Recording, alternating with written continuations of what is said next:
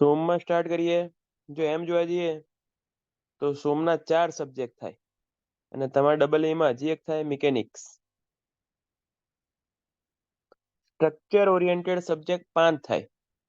સોમ, એસે, RCC, steel ને mechanics. હવે એમ જોવા જઈએ તો ડબલ એમાં એટલું બધું ઇમ્પોર્ટન્સ નથી, એટલું બધું નહીં પૂછાતું, પણ એ બી છે કશું મુકાય એવું બી નહીં. લાઈક આ વખતે જ વાત કરીએ તો ડબલ એ ની અંદર હમણાં જે ગઈ એની અંદર સોમ હતું તમારે કંઈક 7 માર્ક્સનું, એસે હતું 1 માર્ક્સનું, બરાબર.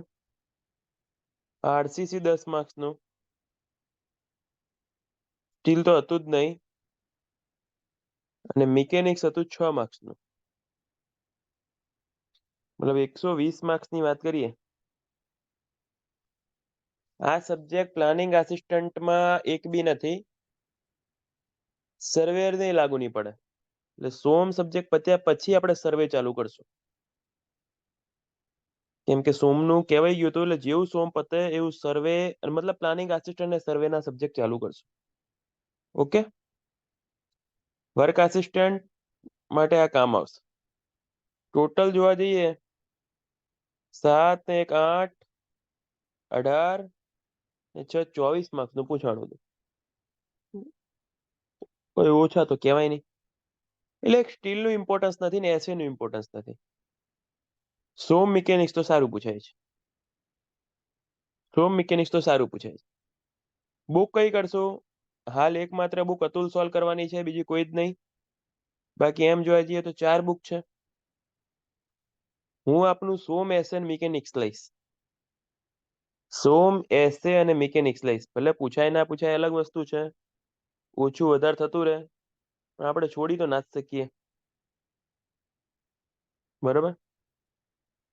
સોમ, એસે, મિકેનિક્સ લઈશ.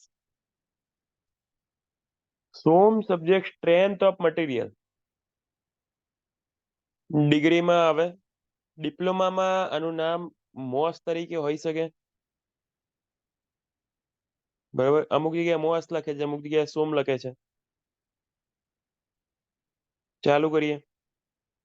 ચલો, મટીરિયલમાં લખેલું છે, પણ આપણે આપણી રીતે ચાલુ કરીએ. ઓકે.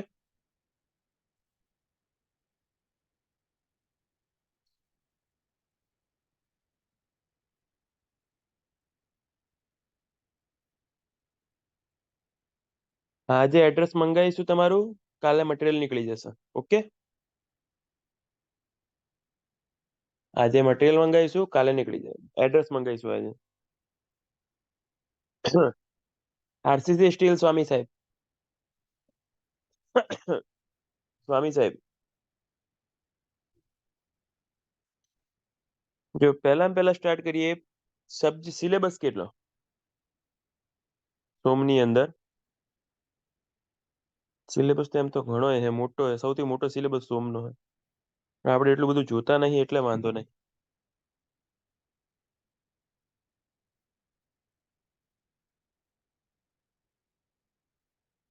મટીરિયલ મોકલીએ એ એનું એ હોય. મટીરિયલમાં એની અંદર કઈ અપડેટ ના હોય. લખાવતા ટાઈમે કોઈ સારા ક્વેશ્ચન મળે તો એ તમારે લખતા રહેવાના. મટીરિયલમાં બદલાય કઈ નહીં. ટેકનિકલમાં તો શું ફેર પડશે? અને હમણાં અપડેટ કરેલું છે આ છેલ્લી ડબલ એમાં. નવું કંઈક લાવવું પડે. જો ઇન્ટ્રોડક્શન,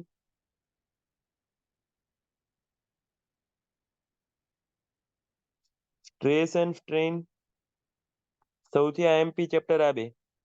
અને તમારે ડબલ એ નો મગજમાં ફિક્સ જ કરી નાખવાનું કે ડબલ એ નો સિદ્ધાંત જ છે કે ઓલવેઝ પહેલા 2 ચેપ્ટર સૌથી આઈએમપી હોય. તમને થતું હશે એનું શું કારણ? સર્વેનું અપડેટ આવશે. એનું શું કારણ?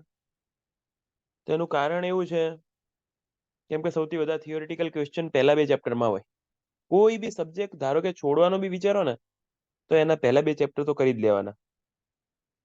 Introduction, stress and strain, SFT BMD, bending stress, shear stress, principal stress,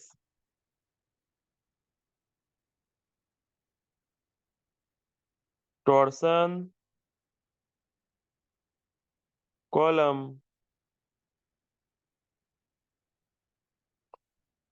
slope deflection,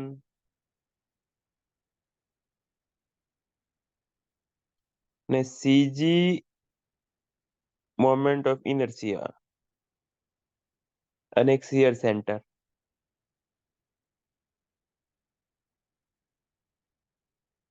સિલેબસમાં આટલી વસ્તુ છે.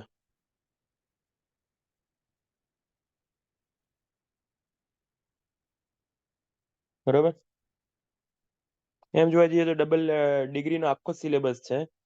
એકાદ ટોપિક ઓછો કર્યો, આની અંદર પ્રેશર વેસલ નહીં લખ્યું, સ્પ્રિંગ નહીં લખ્યું, થિયરી ઓફ ફેલર નહીં લખ્યું. બાકી તો દરેકે દરેક વસ્તુ આવી જાય છે. તમારા માટે જોવા જઈએ તો સૌથી આઈએમપી ચેપ્ટર એક આ થાય, એક આ થાય. એમ તો આઈએમપી કહેવાય જ નહીં મારે. એક આ ચેપ્ટર મોસ્ટ આઈએમપી, એક આ ચેપ્ટર મોસ્ટ આઈએમપી. આ 4 ચેપ્ટર મોસ્ટ આઈએમપી થાય. બીજા બધામાંથી આછું આછું પૂછાય, પણ આ 4માંથી સૌથી વધારે પૂછાય.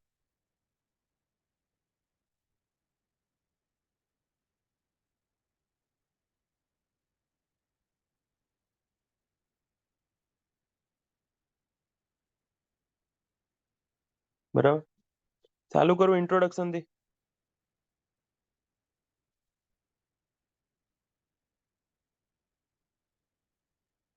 ઇન્ટ્રોડક્શન ની વાત કરીએ. કોઈ બી બોડી છે,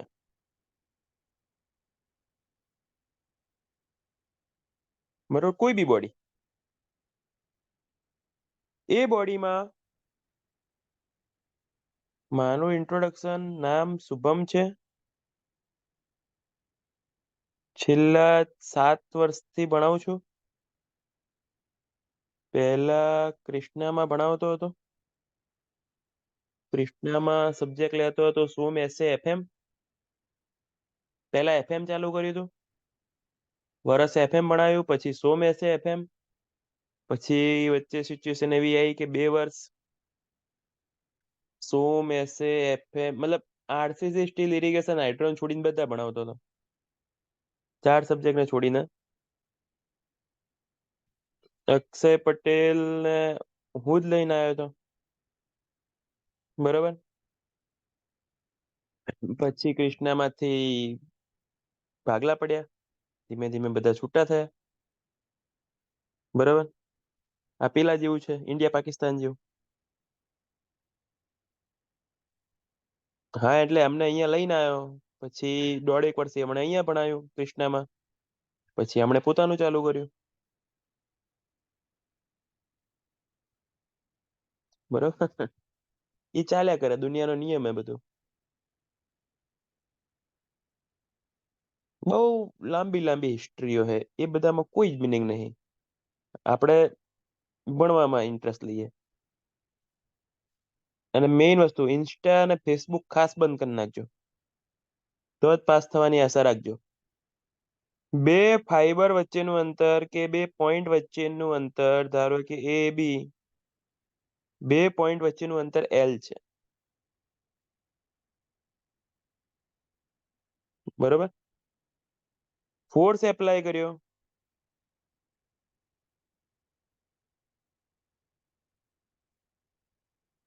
તમે કહેશો ફોર્સ કોને કહેવાય?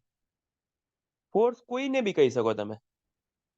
ફોર્સ કોઈને બી કહી શકો, મતલબ કોઈને બી કહી શકાય, મતલબ સમજાણું નહીં. મતલબ bending moment, shear force, load, moment, temperature variation, તમારે જે કરવું એ કરો. ધક્કો મારો, ધક્કો મારો, કમ્પ્રેશન આપવો હોય કમ્પ્રેશન આપો, ખેંચવું હોય તો ખેંચો, ટેન્શન આપવો હોય ટેન્શન આપો, જે કરવું એ કરો. તમારે જે બી રીતે ફોર્સ એપ્લાય કરવો તો કર્યો. ફોર્સ એપ્લાય કર્યા પછી પણ ધારો કે આ બે પોઈન્ટ વચ્ચેનું અંતર એઝ ઇટ ઇઝ રહ્યું, L is equal to L, L is equal to L dash. એટલે જે પહેલા લેન્થ હતી પછી બી એ જ લેન્થ, મતલબ ચેન્જ ઇન લેન્થ.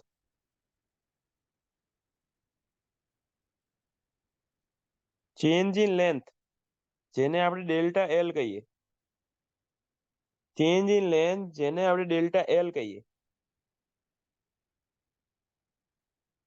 બરાબર.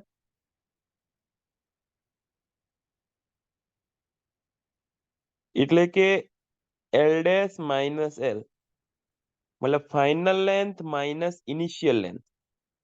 Final length minus initial length એટલે કે ચેન્જ ઇન લેન્થ એટલે કે delta L is equal to 0. કેમ કે લેન્થમાં કઈ ચેન્જ થયો જ નથી. લેન્થમાં કઈ ચેન્જ નહીં થયો. ઢીટ આપણે નહીં કહેતા કે હાળું ગમે તેટલું પેલું ભેંસ આગળ ભાગવત એવું કામકાજ છે. તો સ્ટ્રેનની ડેફિનેશન है change in length upon original length. Change in length upon original length એ પ્રમાણે તમારે લખવું હોય તો change in length upon original length એટલે L. Okay, change in length delta L, original length L, મતલબ સ્ટ્રેન કશું આવ્યું નહીં. કેમ? તમારું શું આવ્યો આન્સર? જો 0 upon L. Change in length જ નહીં તો સ્ટ્રેન કેટલું આવશે? આવશે જ નહીં. સ્ટ્રેન નહીં આવે તો સ્ટ્રેસ નહીં આવે.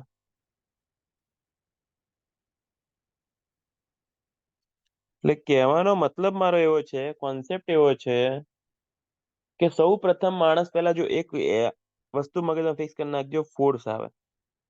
તમે ફોર્સ એપ્લાય કરો, ફોર્સ એપ્લાય કરવાના કારણે સ્ટ્રેન આવે અને સ્ટ્રેનના કારણે સ્ટ્રેસ આવે. આ હેરાર્કી યાદ રાખજો, સિક્વન્સ યાદ રાખજો. કોઈના મગજમાં એવું હોય સ્ટ્રેસ ડાયરેક્ટ કોઈ દિવસ ના આવે. પહેલા ફોર્સ એપ્લાય કરો, એના કારણે સ્ટ્રેન આવે, સ્ટ્રેનના કારણે સ્ટ્રેસ આવે. આ વસ્તુ મગજમાં ફિક્સ કરી નાખજો. કોઈ એક્ઝામનો ક્વેશ્ચન નથી પણ ખબર હોવી જોઈએ. પહેલા ફોર્સ આવે, પછી સ્ટ્રેન આવે, પછી સ્ટ્રેસ આવે. ચલો પાછા ઉપરવાળા કેસમાં આવીએ. ફોર્સ એપ્લાય કર્યો લેન્થમાં તો બી ચેન્જ ના થયો, લેન્થમાં ચેન્જ ના થયો એટલે સ્ટ્રેન ના આવ્યું, સ્ટ્રેન ના આવ્યું એટલે સ્ટ્રેસ ના આવ્યું. આવી બોડીને રિજિડ બોડી કહેવાય અને જેનો અભ્યાસ મિકેનિક્સમાં થાય. એક સબ્જેક્ટ જ છે આખો મિકેનિક્સ. એટલે દુનિયામાં આવું પોસિબલ છે નહીં. આઈડિયલ બોડી કહીશું એને.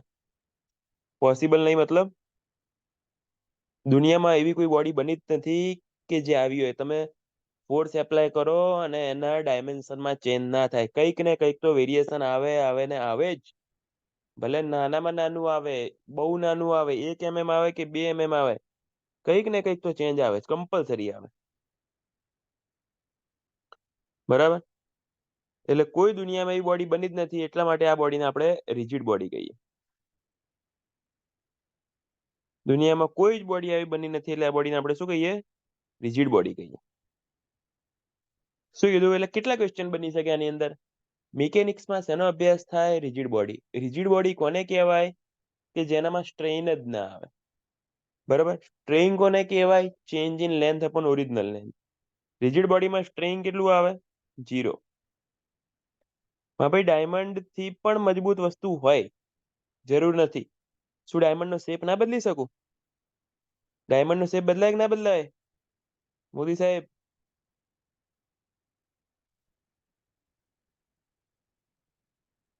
ઓ મોદી સાહેબ, ડાયમંડ નો શેપ ચેન્જ થાય કે ના થાય? તો દુનિયામાં એવી કોઈ વસ્તુ બની જ નથી કે જેનો શેપ ના બદલી શકો. ફોર્સ એપ્લાય કરો એટલે કમ્પલસરી એના કંઈક ને કંઈક ડાયમેન્શનમાં ચેન્જ થાય ને થાય જ. તો દુનિયામાં કોઈ જ બોડી રિજિડ બોડી ના હોય. આ એક આઈડિયલ કોન્સેપ્ટ છે. બરોબર. પાક્કું ને? ખબર પડે ને? એક તો ઓનલાઈન ક્લાસમાં આ તકલીફ, તો હુઈ ગયો તો ખબર ના પડે હુઈ ગયા એમ. હા, એપ્લાઇડ મિકેનિક્સમાં થાય. હા તો ભલું પૂછું, અમુક ટોપિક એવો કંટાળાજનક આવી ગયો હોય, બોરિંગ ગોખવા વાળો ટોપિક આવી ગયો હોય, આ તો ઓઢીને બેઠા હોય ને અચાનક ક્યારે આંખ મીચાઈ જાય, પછી ખબર પડી લે લે લે લે લે હું તો ભણતો હતો. બરાબર. એવું ના થાય. મહેરબાની કરીને નાઈને બેસવું, ઓનલાઈન ક્લાસનો દુરુપયોગ કરવો નહીં. બાકી ગેરંટી આ હાલ કેટલા જણા લાઈવ છે? 36 જણા. 36 માંથી સરવાળો મારવા બેસીએ તો ગણીને 3 જણા ના આયા હશે, ઇન્ક્લુડિંગ મી. હવે એક હું ને એક બીજા 2 જણા હશે. बाकी गैरंटी हाथे कहूं 33 जणा नाया ज नहीं હોય 33 માંથી 20 જણાએ મોઢું નહીં ધોયું હોય 33 માંથી 25 જણાએ બ્રશ બી નહીં કર્યું હોય અરે રેકોર્ડ લે હું કહું ને 7:25 નું એલાર્મ મૂક્યું હશે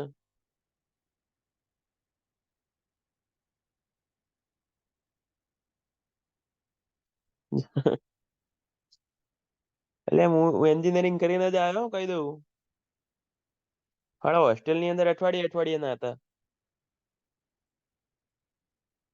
જો ફોર્સ એપ્લાય કર્યો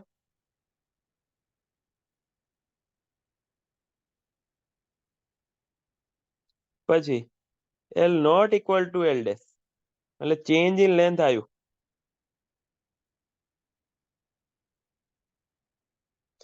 ચેન્જ ઇન લેન્થ આવે જ delta L L dash minus L not equal to 0 કઈ વેલ્યુ મળી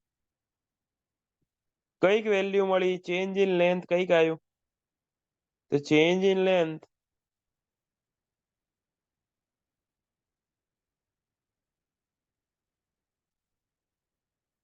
upon original length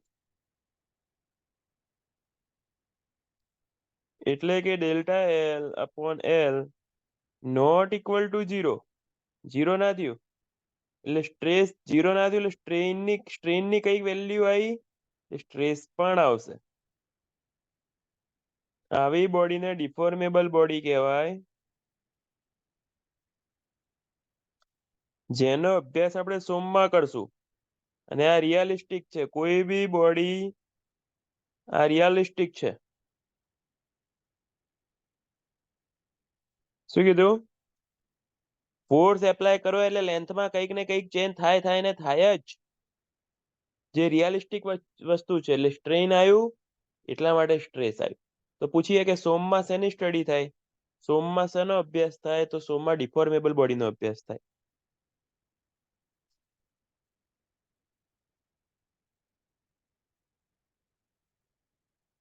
બરાબર સોમમાં શેનો અભ્યાસ થાય ડિફોર્મેબલ બોડીનો મિકેનિક્સમાં શેનો અભ્યાસ થાય રિજિડ બોડીનો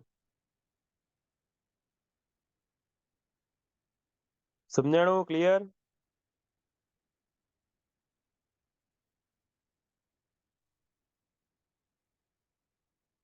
પાક્કું માતાના સાચું બોલજો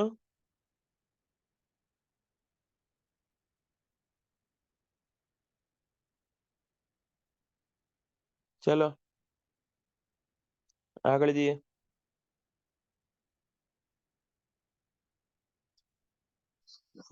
સ્ટ્રેસ અને પ્રેશરમાં શું difference what is the difference between stress and pressure ચલો થોડું ઘણું સમજી લઈએ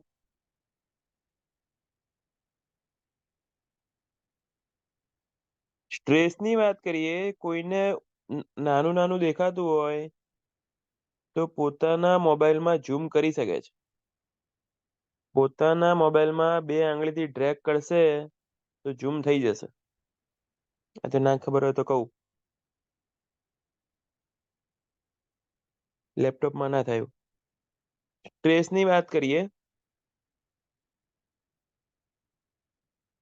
stress is equal to force upon area unit newton per metre square ફોર્સનો એસઆઈ યુનિટ ન્યૂટન એરિયાનો એસઆઈ યુનિટ મીટર સ્ક્વેર ખબર હશે ઓલમોસ્ટ બધાને આ એસઆઈ યુનિટ અને સીજીએસ પૂછે તો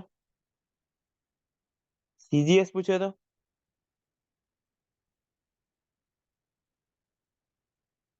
ફોર્સ ન્યૂટનની જગ્યાએ ડાઇન લખાય અને મીટરની જગ્યાએ સેન્ટીમીટર એટલે બંને યુનિટ કમ્પલસરી આવડવા જોઈએ ફોર્સનો એસઆઈ યુનિટ ન્યૂટન ને ફોર્સનો સીજીએસ યુનિટ ડાઇન બરાબર એરિયાનો તો બધાને ખબર જ છે એરિયાનો એસઆઈ યુનિટ મીટર એરિયાનો સીજીએસ થાય સેન્ટીમીટર પણ આ ડેફિનેશન સમજાણી નહીં પ્રેશરમાં બી આવું નવું જ થાય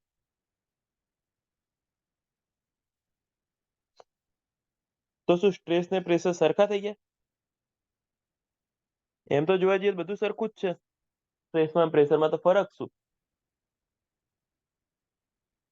ફરક એવો છે, સ્ટ્રેસની અંદર જે ફોર્સ આવે છે એ એપ્લાઇંગ ફોર્સ નહીં આવતો, રેઝિસ્ટિંગ ફોર્સ આવે છે.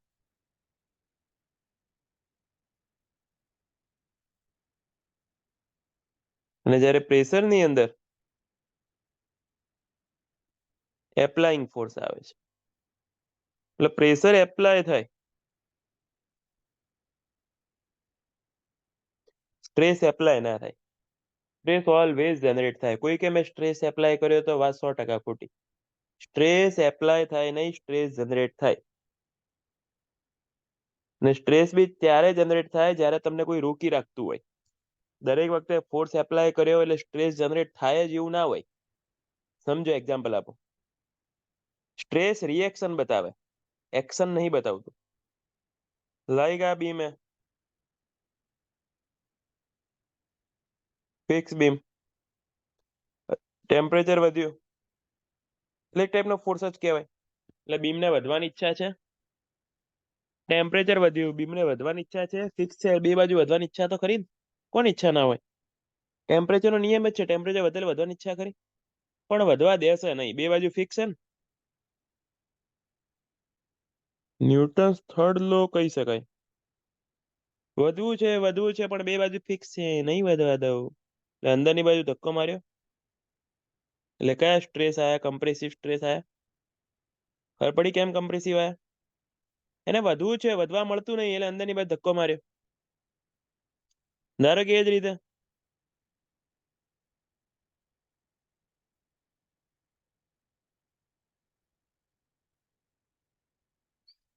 ધારો કે ટેમ્પરેચર ઘટે છે, બરાબર? તેને ઘટવાની ઈચ્છા છે. ઘટવા માટે જગ્યા તો છે નહીં, પેલા બાંધી રાખ્યું છે એટલે બહારની બાજુ ખેંચશે. કયો સ્ટ્રેસ આવ્યો? ટેન્સાઇલ સ્ટ્રેસ આવ્યો. મતલબ ઊંધું થાય, વધવું છે, વધવા મળતું નથી એટલે કમ્પ્રેસિવ સ્ટ્રેસ. બીજા કેસમાં ઘટવું છે, ઘટવા મળતું નથી એટલે ટેન્સાઇલ સ્ટ્રેસ. ત્રીજો કેસ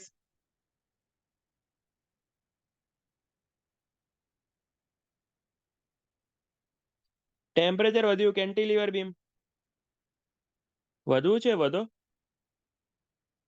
કોણે રોક્યા છે? એટલે કહેવાનો મતલબ જ્યારે કોઈ રોકી ના રાખતું હોય ત્યારે સ્ટ્રેસ આવે નહીં.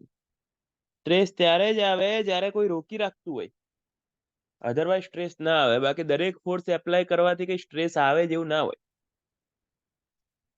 ધારો કે એક એક્ઝામ્પલ આપું. આ દિવાલ તમે કોઈ એક બોડીને, આ એક વસ્તુ પડી હે, તમે એને ફોર્સ એપ્લાય કર્યો, નહીં થયો સ્ટ્રેસ જનરેટ, નહીં થયો.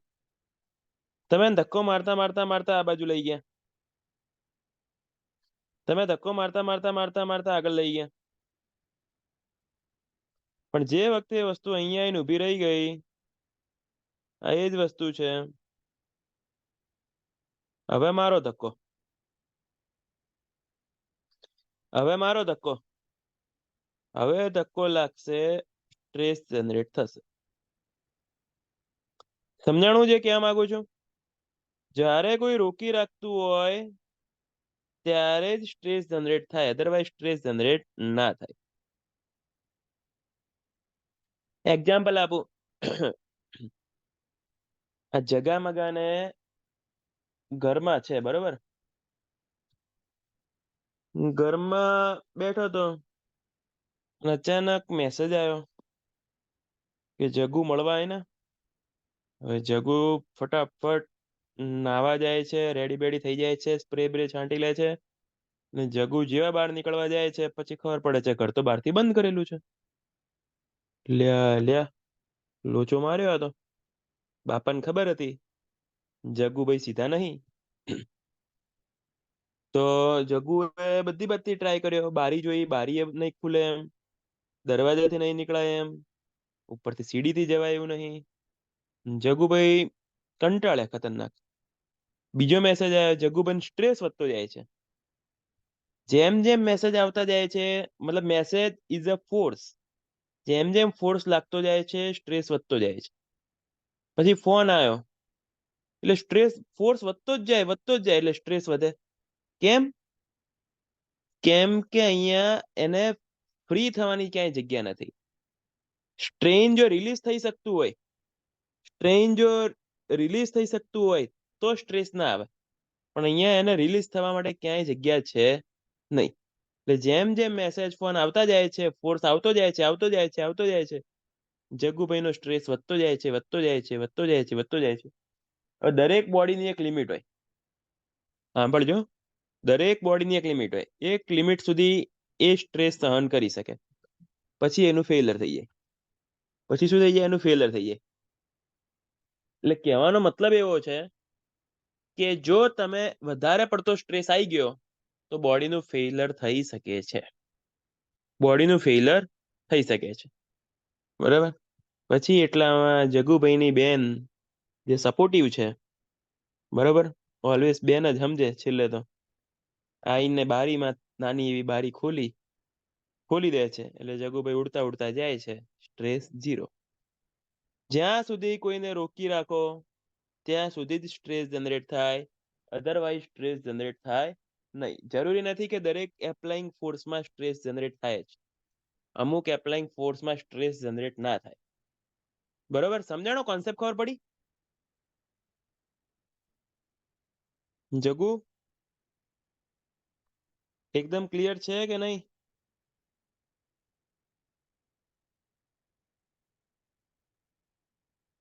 એટલે હું મારી સ્ટોરી જાણી નું કરું, એ કહીશ કોક જમાનામાં. કઈ નહીં, હું તો ભણ્યો ખાલી. બીજું કઈ કર્યું નહીં. ક્લિયર છે? આ કોન્સેપ્ટ ક્લિયર થયો કે નહીં? પાછા હોઈ ગયા એટલે સ્ટ્રેસ નો કોન્સેપ્ટ ક્લિયર થયો કે નહીં? સાગર, રવિ, જગદીશ, સંતોષભાઈ,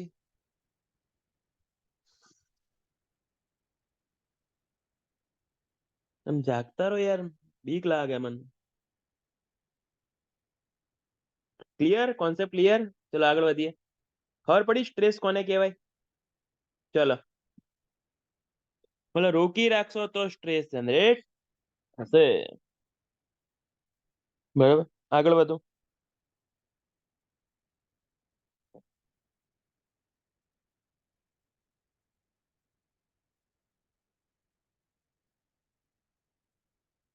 સ્ટ્રેસમાં જ આગળ વાત કરીએ. પહેલા થોડીક ફોર્સની વાત કરો. ફોર્સ એટલે F, બરાબર, is equal two m into a. m એટલે માસ, a એટલે એસિલરેશન. લગભગ બધાને ખબર જ આ વસ્તુ તો. આ ઇક્વેશન આપ્યું કોણે? Newton second law.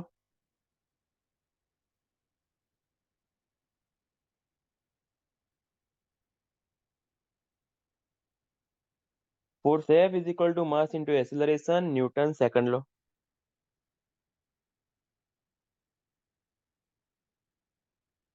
બરાબર. હવે એની અંદર વાત કરું આગળ, તો માસનો એસઆઈ યુનિટ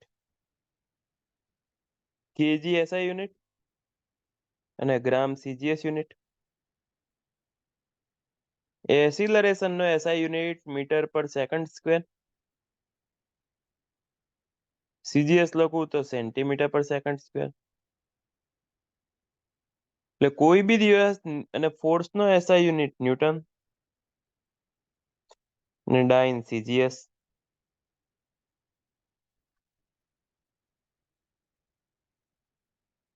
બરાબર. આ બધો ન્યૂટન નો ત્રાસ છે. આ લો આપી ના ગયા હોત ને તો કેટલોય સિલેબસ ઓછો થઈ જતો. બરાબર.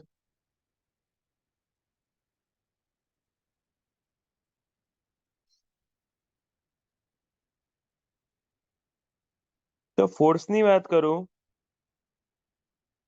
ફોર્સ બરાબર ન્યૂટન બરાબર કેજી મીટર પર સેકન્ડ સ્ક્વેર લખાય, બરાબર? કેજી મીટર પર સેકન્ડ સ્ક્વેર. તો આપણે જ્યારે એને MLT માં લખતા હોઈએ, એમ એટલે માસ, એલ એટલે લિનિયર ડાયમેન્શન અને ટી એટલે ટાઈમ. એમ એટલે માસ, એલ એટલે લિનિયર ડાયમેન્શન, ટી એટલે ટાઈમ. એટલે એમ એટલે જો કેજી છે તો કેજી એટલે ઉપર એક ઘાત આવશે, મીટરના કારણે એક ઘાત આવશે, સેકન્ડ સ્ક્વેર ભાગાકારમાં છે એટલે -2 નીચે આવશે. શું કીધું? કેજી છે એટલે M1, મીટર છે એટલે L1 ને સેકન્ડ સ્ક્વેર ભાગાકારમાં છે એટલે t ની -2. બરાબર, આ રીતે લખાય. અને આ જ ન્યૂટનને CGS માં લખવું હોય તો ડાઇન તરીકે આ રીતે લખાય.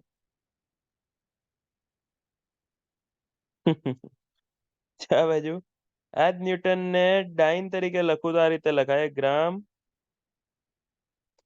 સેન્ટીમીટર પર સેકન્ડ સ્ક્વેર. જો તમે કન્વર્ટ કરો એક ન્યૂટનને તો કેટલા ડાઇન આવે ખબર? 10⁵ ડાઇન. પૂછાઈ ગયેલો ક્વેશ્ચન છે.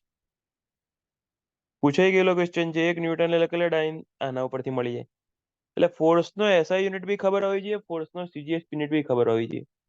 બરાબર, MLT માં લખતા પણ આવડવું જોઈએ. બરાબર, આ જે વસ્તુ છે એમ તો ખરેખર સોમને કોઈ લેવા દેવા નથી, પણ આ વસ્તુ આપણને જનરલાઈઝ ખબર હોવી જોઈએ.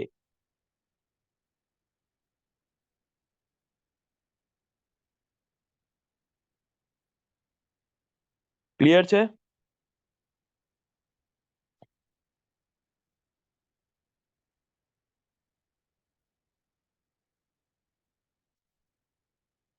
One Newton is equal to 10⁵ dyne. Force is equal to mass into acceleration, Newton second law. ફોર્સનો SI unit Newton, CGS unit dyne, માસનો SI unit KG, CGS unit gram, એસિલરેશનનો મીટર પર સેકન્ડ સ્ક્વેર અને CGS centimetre પર second square. Force બરાબર નીચે લખ્યું એ રીતે લખી શકાય. ફોર્સની જગ્યાએ ન્યૂટન લખી શકાય અને ડાઇન પણ લખી શકાય. ક્લિયર? ચલો, આ પૂછાઈ ગયેલો ક્વેશ્ચન. 1 ન્યૂટન 10⁵ ડાઇન. હું આગળ વાત કરું. તમે ઘણી જગ્યાએ force is equal two MA લખતા જોયું હશે, એની જગ્યાએ વેઇટ બરાબર mg લખતા જોયું હશે. એ બંનેમાં જાજો ફરક નથી. ફોર્સ લખો કે વેઇટ લખો, પણ જ્યારે વેઇટ લખો ત્યારે આ એસિલરેશન ગ્રેવિટેશનલ એસિલરેશન. સ્પેલિંગ ઉપર ના જતા, સ્પેલિંગ અડધા ખોટા હશે. સ્પેલિંગ ઉપર બિલકુલ જતા નહીં. અને માસ તો માસ જ છે, બરાબર. વેઇટ નો SI યુનિટ ન્યૂટન, આનો કેજી, ગ્રેવિટેશનલ એસિલરેશન નો એનો એ. એટલે યુનિટમાં તો કોઈ ફેર પડ્યો નહીં, પણ G ની વેલ્યુ ખબર હોવી જોઈએ. આપણે નાનપણથી ભણતા ખબર હોય તો આને વજન કહેવાય, આને દળ કહેવાય. વજન બદલાઈ શકે, મતલબ નોટ કોન્સ્ટન્ટ. કેમ કે G બદલાઈ શકે, દળ ના બદલાય. તમે અહીંયાથી ચંદ્ર ઉપર જાઓ તો તમારું દળ ના બદલાય, વજન છઠ્ઠા ભાગનું થાય, એવું ભણાવતા ખબર ને. વેઇટ બદલાઈ શકે પણ દળ એટલે કે માસ બદલાય નહીં. બરોબર. ગ્રેવિટેશનલ એસિલરેશન G ની વાત કરું તો G ની વેલ્યુ છે 9.81 મીટર પર સેકન્ડ સ્ક્વેર. અમુક અમુક પેલા ડિપ્લોમા ડિગ્રીમાં હતા ને, ઊંઘમાં હોય ને અલ્ટિમેટ લેવલના, એટલે આવું કરે. કોકના અસાઇનમેન્ટ માંથી લખતા હોય, ખબર પડતી ના હોય, 9 ગયા કે 1 ઇઝ ઇક્વલ ટુ 1.81. બરાબર, આવા આવા સાદુરૂપ આપેલા મેં જોયેલા છે અમુક અમુકના, ઊંઘમાં હોય ત્યારે. બરાબર. જી એટલે ગ્રેવિટેશનલ એસિલરેશનની વેલ્યુ 9.81 મીટર પર સેકન્ડ સ્ક્વેર. અને અંદાજિત આપણે કેલ્ક્યુલેશન પર્પસ 10 લઈએ છીએ, પણ તમારે તો દાખલા આવતા જ નથી એટલે કોઈ ચિંતા જ નથી. G ની વેલ્યુ પણ એટલી જ કામની. હવે G ની વેલ્યુ કોઈ ફિક્સ નથી. તમે જ્યાં બેઠા છો ને હું જ્યાં બેઠો છું ત્યાં પણ G ની વેલ્યુ અલગ અલગ. ખાલી ને ખાલી નોલેજ માટે કહું, પૃથ્વી ગોળ નથી, એ તો બધાને ખબર જ છે. પૃથ્વી આ ટાઈપની છે. કે આવી है પૃથ્વી? પૃથ્વી ઉપરથી મોટી કે આમ મોટી? ચલો ખબર હોવી જોઈએ. પૃથ્વી કઈ બાજુથી મોટી? એટલે બોલો ખબર હશે. નારંગી શેપની છે, ચપટી છે, નતા ભણતા? એટલે આ ટાઈપની છે.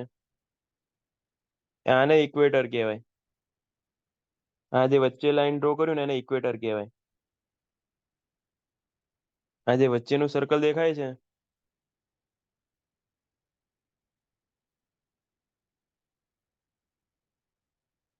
આ જે સર્કલ દેખાણું ને ઇક્વેટર કહેવાય. ને આ જે હોય ને એને પોલ કહેવાય. ખબર તો હશે જ થોડી ઘણી, એવું તો ના હોય ખબર ના હોય. ઇક્વેટર, જેને ગુજરાતીમાં વિષુવવૃત્ત કહેવાય. ખબર? આને પોલ કહેવાય. ઉપરનો નોર્થ પોલ, નીચેનો સાઉથ પોલ.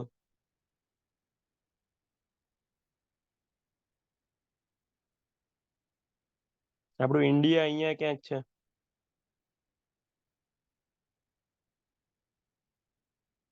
બરાબર. હવે વસ્તુ એવી છે, ઇન્ડિયાની અંદર આપણે 9.81 લઈએ. પોલ ઉપર જઈએ ને, ખાલી નોલેજ માટે કહું છું, જી ની વેલ્યુ ત્યાં કંઈક 9.83 જેવી છે. અને અહીંયા જી ની વેલ્યુ 9.78 જેટલી છે. મતલબ પૃથ્વી ઉપર બી જી ની વેલ્યુ ફરે છે. પૃથ્વી ઉપર બી જી ની વેલ્યુ અલગ અલગ છે. એટલે મગજમાં એવો વહેમ હોય કે જી ની વેલ્યુ ચંદ્ર ઉપર જઈને છઠ્ઠા ભાગની થાય તો પૃથ્વી ઉપર બી બદલાતી હોય છે. ઇક્વેટર ઉપર જી ની વેલ્યુ ઓછી છે, જુઓ તમે. એટલા માટે કોઈ બી દિવસ રોકેટ બોકેટનું લોન્ચિંગ બોન્ચિંગ કરતા હોય ને ઇન્ડિયા વાળા, તો જોજો તમે નીચેથી જ કરે, કોઈ દિવસ ઉપરથી નહીં કરતા. કોઈ દિવસ તમને એવું સાંભળવા નહીં મળે કે દિલ્હીથી રોકેટ લોન્ચ કર્યું. સાઉથથી જ કરે. કારણ શું? એ બાજુ જતા જેમ જેમ નીચે જઈએ ને એમ જી ની વેલ્યુ ઘટે. અને જી ની વેલ્યુ ઘટે એટલે એટલી ઓછી એનર્જી એ એટલું ઓછું ફ્યુઅલ બાળીને એ રોકેટ લોન્ચ કરી શકે. શ્રી હરિકોટા. બરાબર ને? સમજાણું બોલીએ?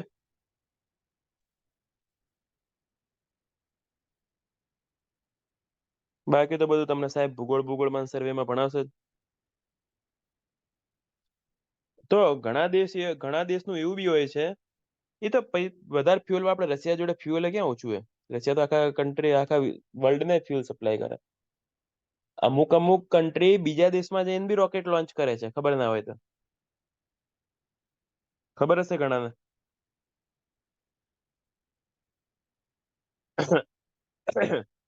આ ઇન્ડિયા જે છે, ઇન્ડિયા, હવે એમાં એક વસ્તુ એવી છે, જે અહીંયાથી વાત કરું તો એક સર્કલ આવી પસાર થાય, કર્કવૃત. અહીંયાથી આમ આ કર્કવૃત. અને નીચે આવું આવું સર્કલ જે છે એને મકરવૃત કહેવાય. તો આપણામાંથી કર્કવૃત પસાર થાય. આ કર્કવૃત, ટ્રોપિક ઓફ કેન્સર, ને આ મકરવૃત, ટ્રોપિક ઓફ કેપ્રિકોન. ઇંગ્લિશમાં કઈ રસ નહીં લેશો તોય ચાલશે. અહીંયાથી સેન્ટર થી આર્યો એંગલ જે જોઈએ ને સર્કલનો એંગલ, આ જે એંગલ આવે ને 23.5 ડિગ્રી આવે નોર્થ. અને એવું ને એવું જો નીચેની બાજુ વાત કરું,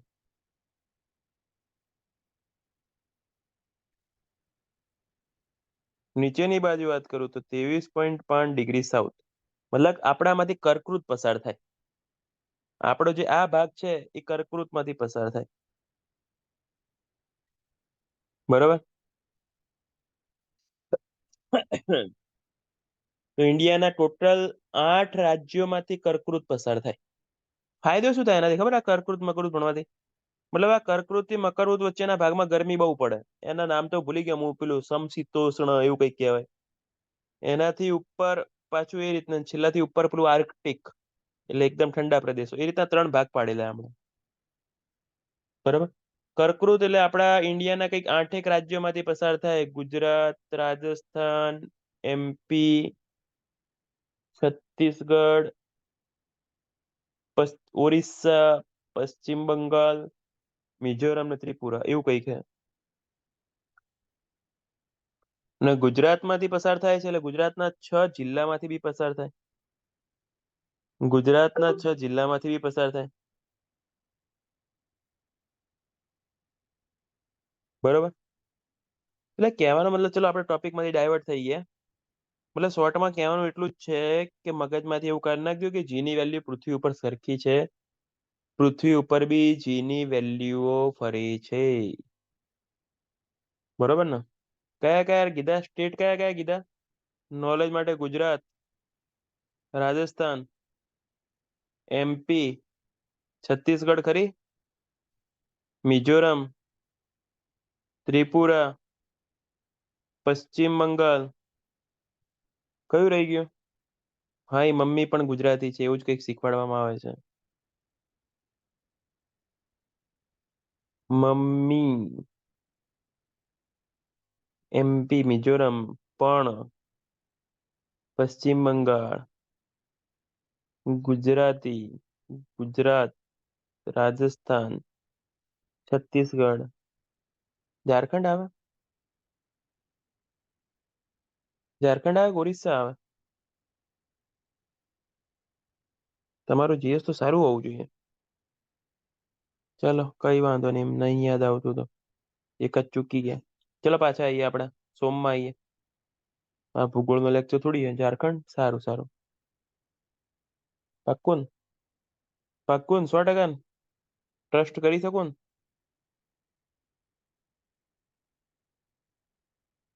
ઝારખંડ. ધોની વાળા એમ ને? ક્લિયર? જી નો કોન્સેપ્ટ ક્લિયર થઈ ગયો? જી ની value clear?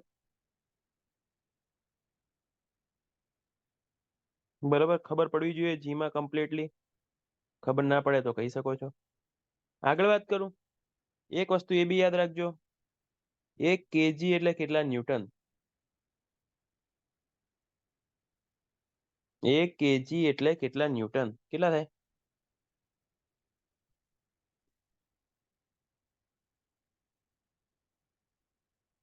One KG is equal to, એમ તો 9.81 ન્યૂટન થાય, પણ આપણે 10 ન્યૂટન જ લઈએ છીએ. એટલે ધારો કે 100 kg હોય, 100 kg ને આપણે ક્વિન્ટલ કહીએ. 1 ક્વિન્ટલ કે ટન? ક્વિન્ટલ કે ટન? 1 ટન એટલે કેટલા? ટનમાં કેટલા કિલો આવે ને ક્વિન્ટલમાં કેટલા આવે? ક્વિન્ટલમાં 100 જ આવે ને? બરાબર.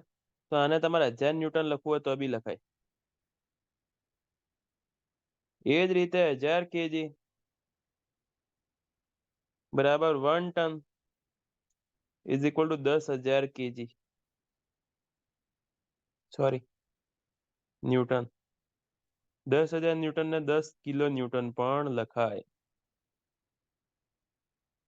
બોલો, ખબર પડી મેં આ વસ્તુ લખીએ? આ બધી વસ્તુ સમજાવવાની હોય જ નહીં, આ બધી વસ્તુ એમને આવડવી જોઈએ. 1 kg, quintal, ton, Newton. Clear છે? Concept clear?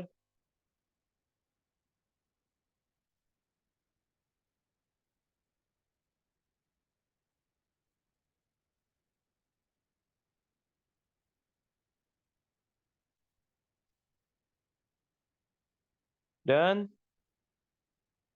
ચલો આગળ વધો. થોડું સ્ટ્રેસમાં આવું પાછું. આરામથી જ કરાવીશું, મારે કોઈ જ ઉતાવળ નહીં, ક્યાંય નાઈ જતું નહીં. આના પછી સર્વે ચાલુ કરાવી દઈશ, બરોબર? ચિંતા ના કરતા. અને પછીની રાહ નહીં જોઉં. લગભગ 1-2 દિવસ પછી બીજા ટાઈમે બી સાંજે સાંજે બી ચાલુ કરાવી જ દઈશ. તમારો સિલેબસ મારે ફેબ્રુઆરી એન્ડમાં નિકાલ લાવી દેવો છે. ફેબ્રુઆરી એન્ડ, 29 ફેબ્રુઆરીએ તમને છૂટા જ કરી દેવા છે. સ્ટ્રેસમાં બે સ્ટ્રેસ આવે. એક આવે નોર્મલ સ્ટ્રેસ, નોર્મલ સ્ટ્રેસનો મતલબ ફોર્સ તો રેઝિસ્ટિંગ જ,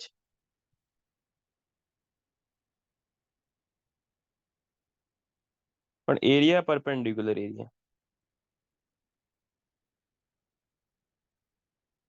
area perpendicular area, resisting force upon perpendicular area મતલબ કેવું? કોઈ બોડીને તમે આ બોડી છે ઇમેજિન કરો, તમે ફોર્સ એપ્લાય કરો અને જો ધારો કે આમ થાય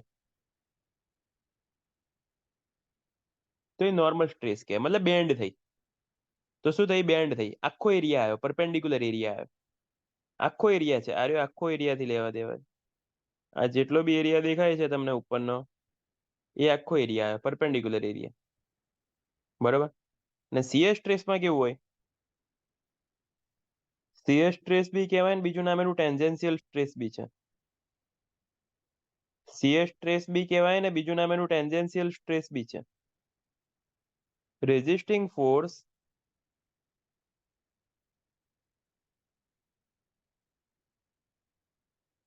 અપોન પેરેલલ એરિયા.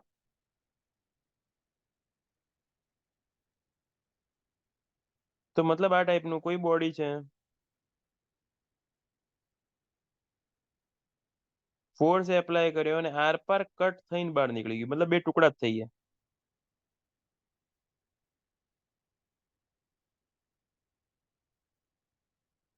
બે ટુકડા અલગ અલગ જ થઈ ગયા, તો એને શીયર સ્ટ્રેસ કહેવાય. પરપેન્ડિક્યુલર એરિયા હોય તો નોર્મલ સ્ટ્રેસ, પેરેલલ એરિયા હોય તો શીયર સ્ટ્રેસ. એક્ઝામ્પલ આપું?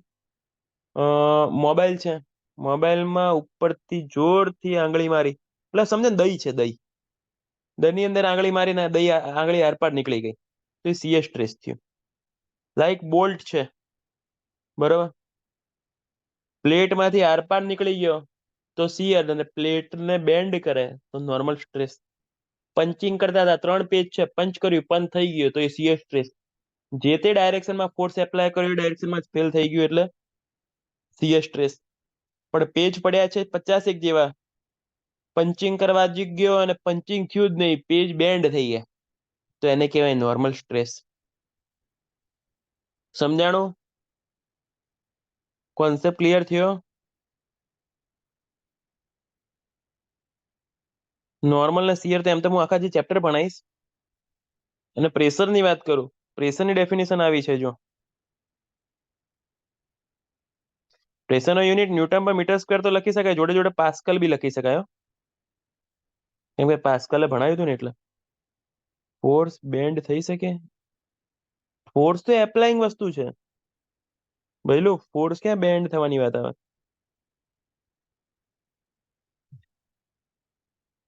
પ્રેશરની વાત કરું, પ્રેશર એટલે applying force upon compulsory perpendicular area.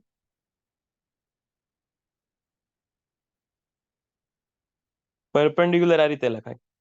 એટલે પ્રેશરને લેવા દેવા જોવા જઈએ તો નોર્મલ સ્ટ્રેસથી છે. પ્રેશરને લેવા દેવા નોર્મલ સ્ટ્રેસથી છે. શું કીધું? પ્રેશરને લેવા દેવા કોના સાથે? નોર્મલ સ્ટ્રેસ સાથે. ઓકે, જોઈ લો, એકવાર નજર માર લો. ખબર ના પડે તો પૂછો, ચલો. આટલા ટોપિકમાં ખબર ના પડે તો પૂછો, તો આગળ વધું.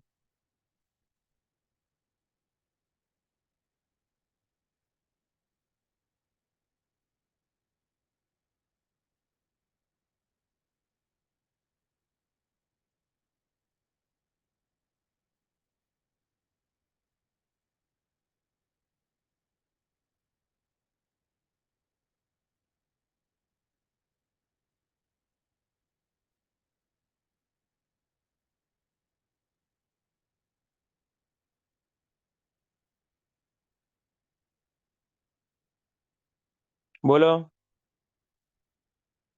શીયર સ્ટ્રેસ પાછું સમજાવો, એમએલટી વાળું રિપીટ કરો. એમએલટી જો કરાય દો, એમએલટી એક જ મિનિટ. પેલા શીયર સ્ટ્રેસની વાત કરીએ. શીયર સ્ટ્રેસનો મતલબ પંચિંગ ઇમેજિંગ કર ને, પંચિંગ સૌથી બેસ્ટ ઇમેજિંગ થશે. પંચિંગ કરતો તો બરાબર, મતલબ 3 પેજ છે સમજ, તો સિમ્પલી પંચિંગ થઈને બહાર નીકળી ગયો. તો જે ડાયરેક્શનમાં ફોર્સ એપ્લાય કર્યો એ ડાયરેક્શનમાં ફેલ થયું એટલે એને સીએસ સ્ટ્રેસ કહેવાય. એરિયા બી કયો આવશે ખબર તને? જો આ ટાઈપની વાત છે, બોડી સમજ.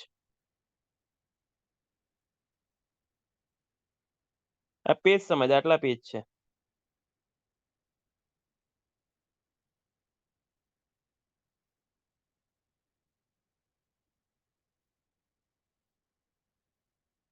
ઓકે, આ ટાઈપનું છે. તો અહીંયા ઉપરથી પંચિંગ આવવા દીધું.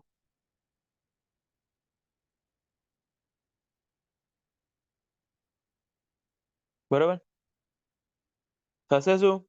આ પંચિંગ થઈને આર પાર નીકળી ગયો. તો એરિયા કેટલો આવશે? જે ડાયરેક્શનમાં ફોર્સ એપ્લાય કર્યો એ ડાયરેક્શનમાં જ ફેલ થઈ ગયો. આ બે ટુકડા થઈ ગયા. બરોબર, ઇમેજિંગ કર. એરિયા કેટલો આવશે ખબર તને? આટલો એરિયા આવશે. એટલે આનો ડાયા એટલે એરિયા આવશે 2πr ઇન્ટુ થિકનેસ. થિકનેસ આટલી, આર એની રેડિયસ હતી. બરોબર, આ શીયર સ્ટ્રેસની વાત થઈ. જે ડાયરેક્શનમાં ફોર્સ એપ્લાય કર્યો, મતલબ મેં આ ડાયરેક્શનમાં ફોર્સ એપ્લાય કર્યો હતો. બરાબર, અને આ ડાયરેક્શનમાં જ ફેલર થઈ ગયું, એટલા માટે એને શીયર સ્ટ્રેસ કહેવાય. બરાબર, બીજું એક્ઝામ્પલ આપું. દિવાલ છે સમજ.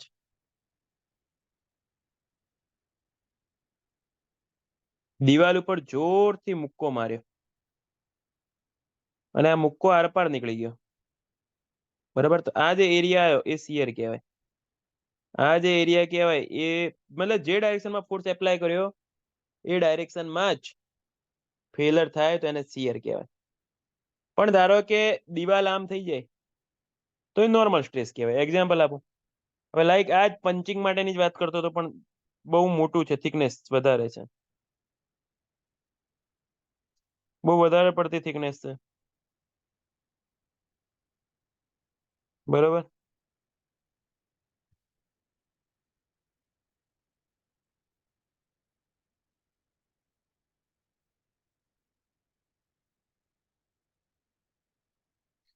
આના ઉપર ફોર્સ એપ્લાય કર્યો, પંચિંગ કરવા ગયો. થયું એવું કે પંચિંગ તો ના થયું, પણ આ વસ્તુ આમ થઈ ગઈ.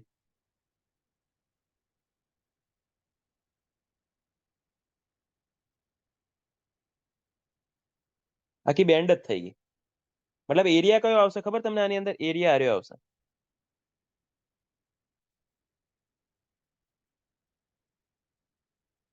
આખો પરપેન્ડિક્યુલર એરિયા. આની અંદર શિયર એરિયા હતો, આમાં પરપેન્ડિક્યુલર એરિયા આવ્યો. આને નોર્મલ સ્ટ્રેસ કહેવાય. તમે જે ડાયરેક્શનમાં ધક્કો માર્યો પણ આવું થયું તો નોર્મલ સ્ટ્રેસ કહેવાય. સમજાણું?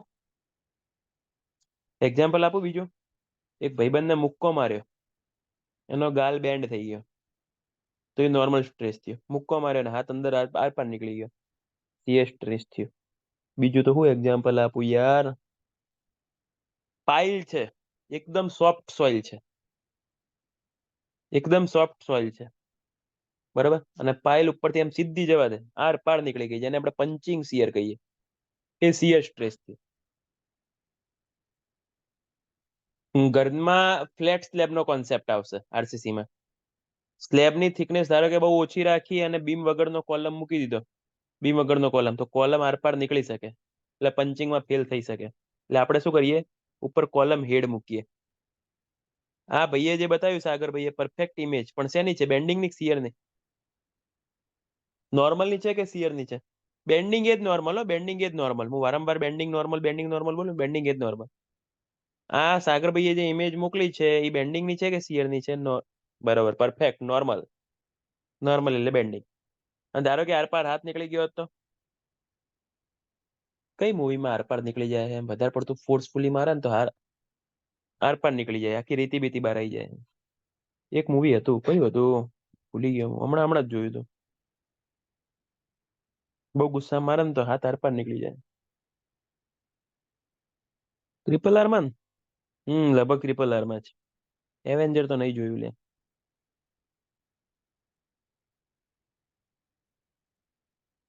ક્લિયર થઈ ગયો? કોન્સેપ્ટ ક્લિયર થઈ ગયો ને? કોઈને પ્રેમથી હાથ ફેરવીએ તો એ શિયર કહેવાય, બરોબર? અને કોઈને મુક્કો મારીએ તો એ નોર્મલ કાં તો બેન્ડિંગ કહેવાય, બરોબર? ક્લિયર?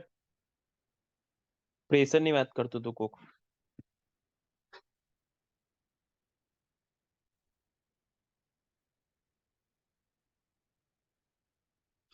પ્રેશર શું હોય? પ્રેશરમાં કેવું કે લાઈક સમજો ને કે આ એક આ બીકર છે, પાણી ભરેલું છે,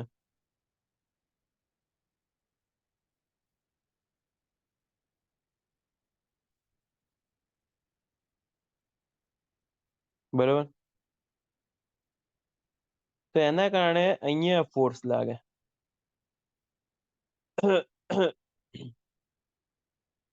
એક મટીરિયલમાં મૂકી દેજો, ડાયરેક્ટ યાદ રહી જાય. યાદ રહી જ જાય. હવે આટલી વાર આપણે બોલ્યા એટલે.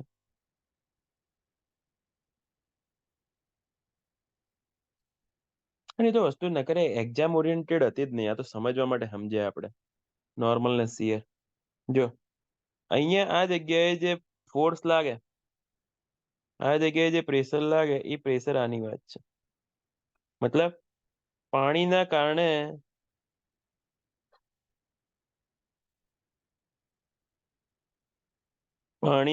અહીંયા જે પ્રેશર લાગે એ કેટલું લાગે? F is equal to rho g h into area. Area કયો આવે? આર્યો આવે નીચેનો પરપેન્ડિક્યુલર એરિયા આવે. સમજાણું? પ્રેશરમાં ઓલવેઝ પરપેન્ડિક્યુલર એરિયા આવે.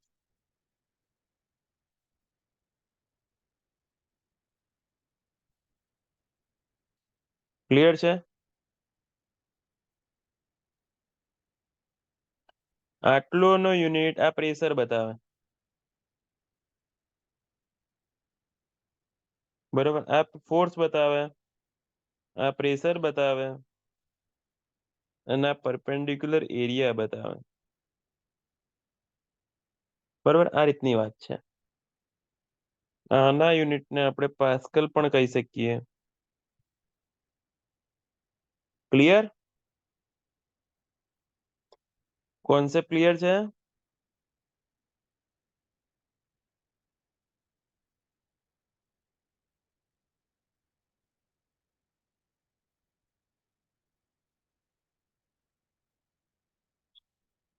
એ રોજ ઈ એચ માં હાલ સમજવા ના જતા, એ પછી સમજાઈશ.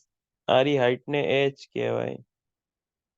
રોજી જે લિક્વિડ હોય એની ડેન્સિટી રો કહેવાય. પણ એ બધા હાલ સમજવાની જરૂર નથી. ઓકે? બહુ મોટું નામ હે, તડવી, રાહુલ કુમાર, રમેશભાઈ. ચાલો આગળ વધુ. હવે વધુ આગળ.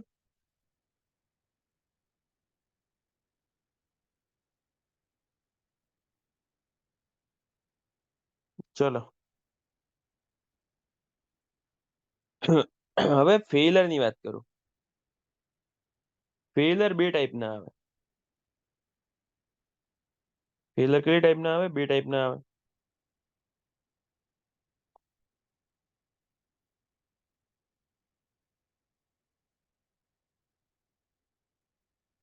Types of failure.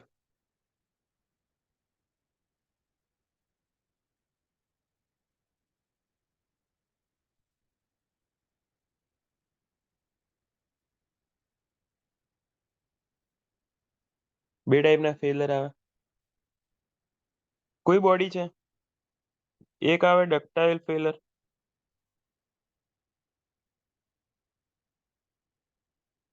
ડક્ટાઇલ મતલબ large elongation, large deformation,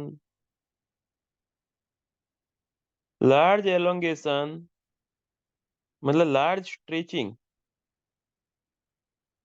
stretch કરી શકાય બિફોર ફેઇલર.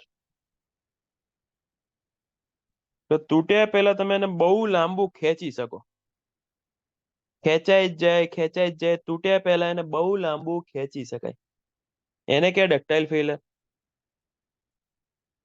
અને એક આવે બ્રિટલ ફેલર.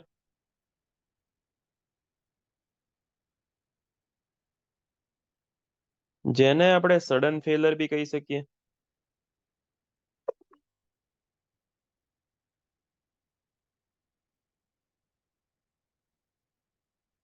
બરાબર.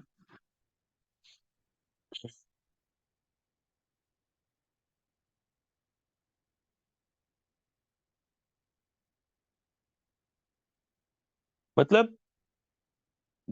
નો ડિફોર્મેશન, કાં તો નિગ્લેજિબલ, કાં તો નિગ્લેજિબલ, મતલબ બહુ જ ઓછું, ના બરાબર, સડન થઈ જાય એમ થાટ દઈને તૂટી જ જાય, હજી તો તમને ખબર બી ના હોય ને તૂટી જાય એવી વાત છે.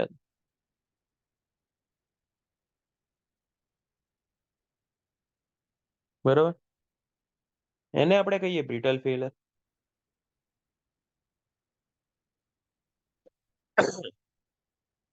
તો લાઈક એક્ઝામ્પલ સમજો ને, ડક્ટાઇલ એટલે like mild steel, like mild steel.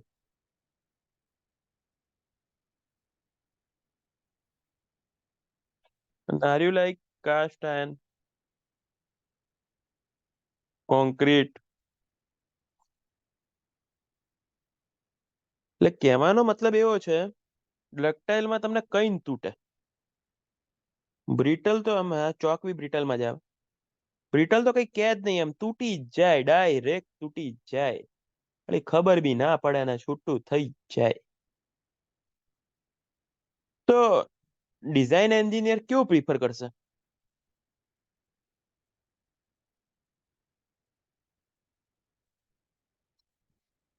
આ બંનેની ડેફિનેશન રાખજો મગજમાં ફિક્સ. ડિઝાઇન એન્જિનિયર કેવું પ્રિફર કરશે? ડક્ટાઇલ. કેમ?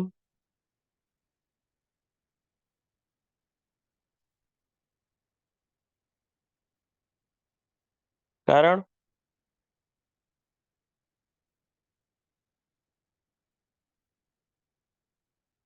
સીધી વસ્તુ, તમને ઘરની બહાર નીકળવાનો સમય તો મળવો જોઈએ ને.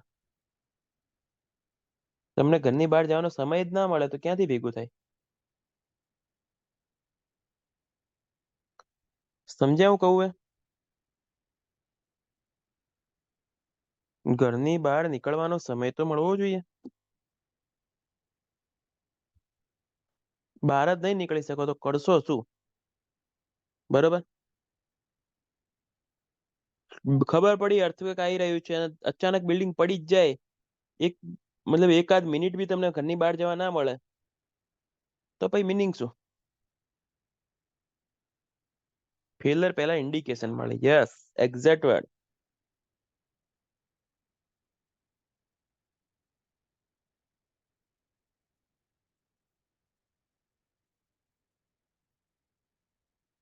કે ભાઈ ભાગો, ભાગો, પડવાનું છે.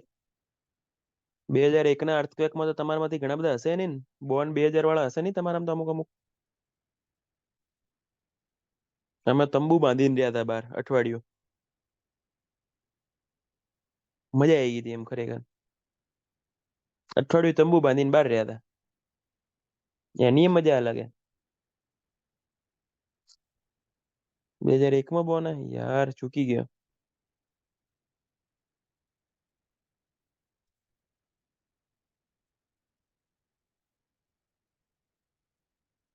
જય બાજુ. ડક્ટાઇલ ને બ્રિટલ ક્લિયર થયું.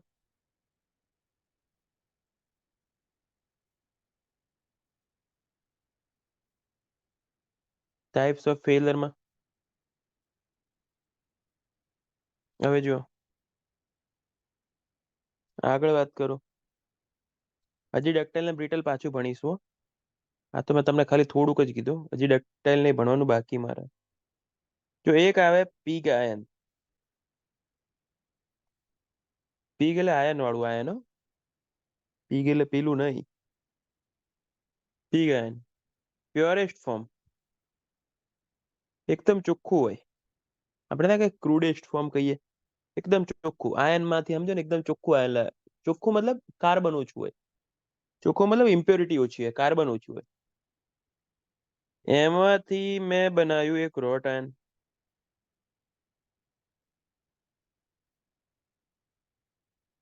અલગ અલગ ટાઈપના સ્ટીલ બનાયા, એક બન્યું રોટ આયન.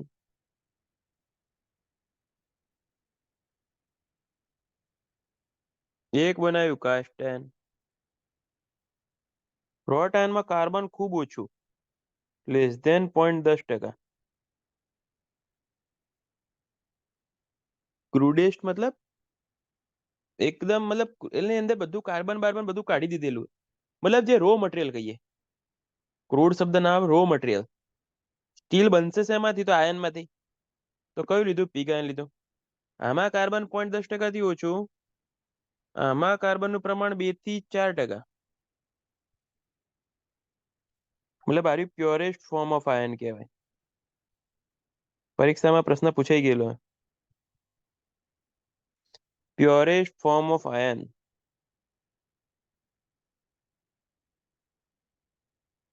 કેમ કે કાર્બનનું પ્રમાણ કેવું છે? ખૂબ ઓછું છે. કાર્બનનું પ્રમાણ કેવું છે? ખૂબ ઓછું.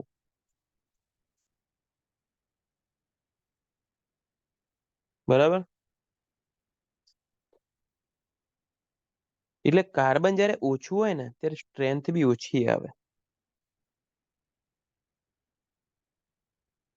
ડક્ટિલિટી વધારે આવે. કાર્બન ઓછું હોય એટલે સ્ટ્રેન્થ ઓછી, પણ ડક્ટિલિટી વધારે આવે. હવે એઝ અ એન્જિનિયર તરીકે એને તો ડક્ટિલિટી બી જોઈએ ને સ્ટ્રેન્થ બી જોઈએ.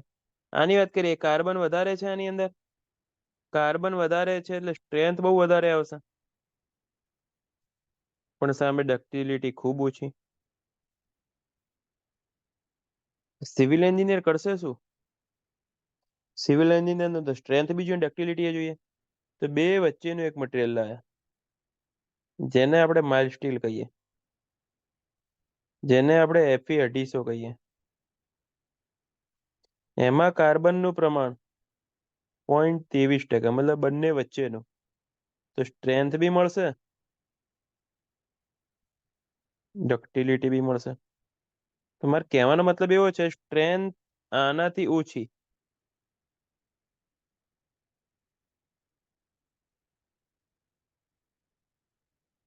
ડક્ટિલિટી આનાથી ઓછી.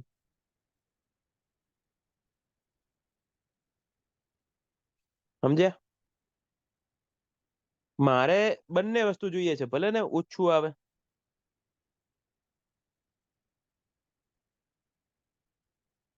એટલે પીગ આયન એટલે રો મટીરિયલ છે, ક્રૂડેસ્ટ કહી શકો. પણ એવો કોઈ ક્વેશ્ચન નહીં, શબ્દ વાપર્યો ખાલી ક્રૂડેસ્ટ, એમાં તો પીએચડી કરી લીધું. ચકલી. શું કીધું? બરાબર.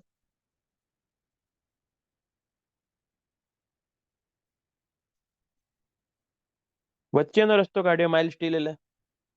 પણ માઇલ્ડ સ્ટીલમાં એટલી બધી સ્ટ્રેન્થ મળતી નથી જોઈએ એટલી. એટલે આ આપણે આખું સોમ માઇલ્ડ સ્ટીલ ઉપર જ ભણીએ છીએ.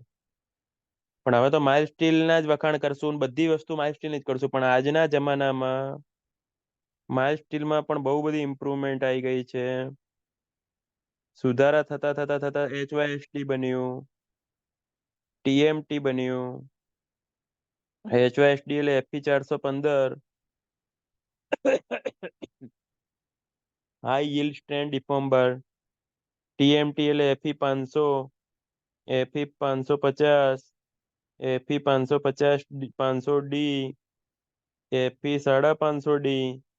થર્મોમિકેનિકલ ટ્રીટેડ બાર્સ હવેના જમાનામાં બધા બાર આરે યુઝ થાય. તમે નાના સિવાયના બાર તો મળશે બી નહીં. આ શું કીધું? આજના જમાનાના.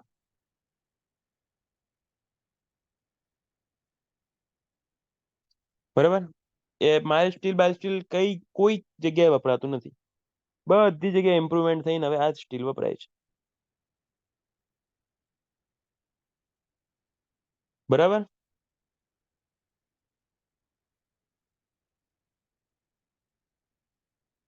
ક્લિયર છે? ખબર પડી?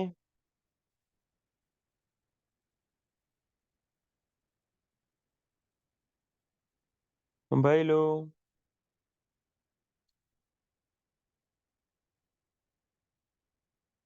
સ્મિતભાઈ ખબર પડી કે નહીં?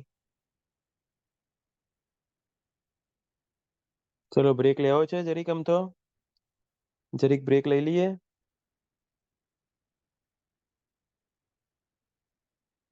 કેટલી મિનિટનો? અક્ષય સાહેબ આપતા હતા બ્રેક કે નહીં, કે સીધે સીધું ખેંચી જ લેતા હતા?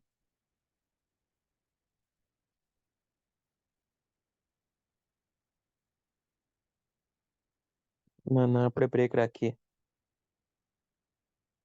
12 મિનિટનો બ્રેક રાખીએ છીએ. 9 વાગે ચાલુ કરીએ. ઓકે. ઓકે ચકલી. ત્યાં સુધી કોઈને પેલું સ્ટ્રેસ જનરેટ થઈ ગયો હોય, આપણે જેને પ્રેશર કહીએ છીએ, બરાબર, પણ એ ખરેખર સ્ટ્રેસ છે. પ્રેશર તો એપ્લાય થાય, જનરેટ સ્ટ્રેસ થાય, બરાબર. એટલે જેને કોઈને સ્ટ્રેસ આવી ગયો હોય તો એ રિલીઝ કરી શકે છે. 9 વાગે મળીએ.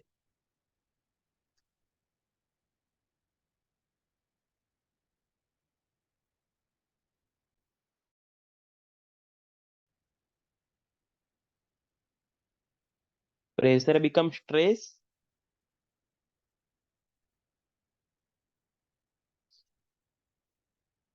चलो आया कि नहीं? हाँ कि ना बोलो.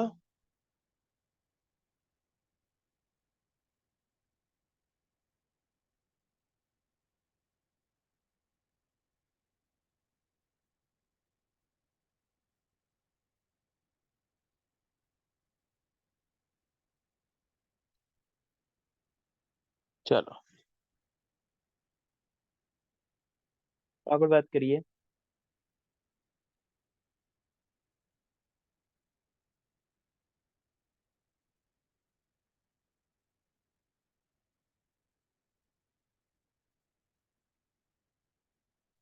આપણે સેક્શનની બીમ હોય, બીમ બીમ આવો દેખાય. ચલો ડ્રો જ કરું.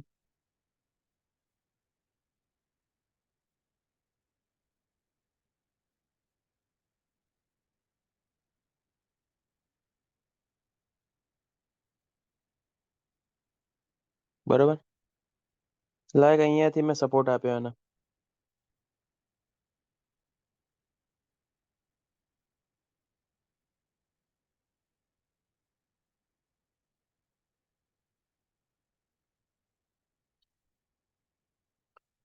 બરાબર.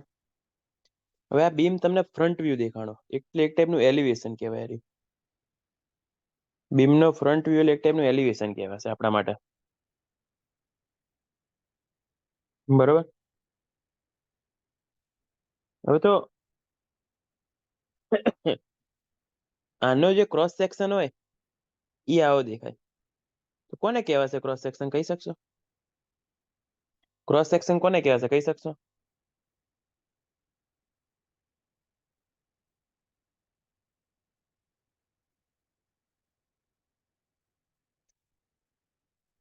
કોઈ બી ડેફિનેશન એવી છે, કોઈ બી સેક્શનને પરપેન્ડિક્યુલર કટ કરીએ, હા સાઈડ વ્યૂ કહી શકે.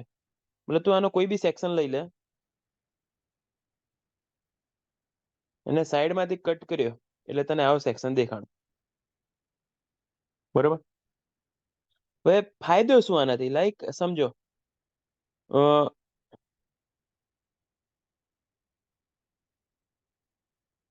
આની અંદર ધારો કે બીમ છે, એની અંદર તમને આ મેઇન સ્ટીલ છે, ધારો કે મેઇન સ્ટીલ સામેથી ધારો કે આવું એક જ દેખાય, પણ એ જ વસ્તુ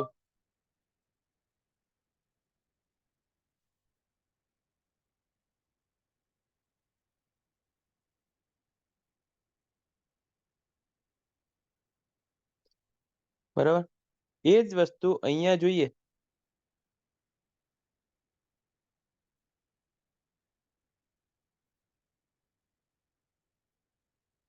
સામેથી. જો તમને 5 સળિયા દેખાણા, બરોબર. કહેવાનો ભાવાર્થ એવો છે મારો, બીજું કઈ નહીં, મારે કેવું એટલું જ છે. આ વસ્તુ સામેથી જોઈ એલિવેશન, જેમાં તમને લેન્થ દેખાણી, ડાયા દેખાણો, ડાયા ક્યાં ડે, બરોબર. પણ સાઈડમાં આવ્યો તો મને નંબર ઓફ બાર્સ દેખાણા. સામેથી એક જ બાર દેખાતો હતો, ક્રોસ સેક્શન જે ડ્રો કર્યો, બરોબર, ક્રોસ સેક્શન કહેવાય. ક્રોસ સેક્શનની ડેફિનેશન એવી છે, કોઈ બી સેક્શનને લેન્થની ડાયરેક્શનમાં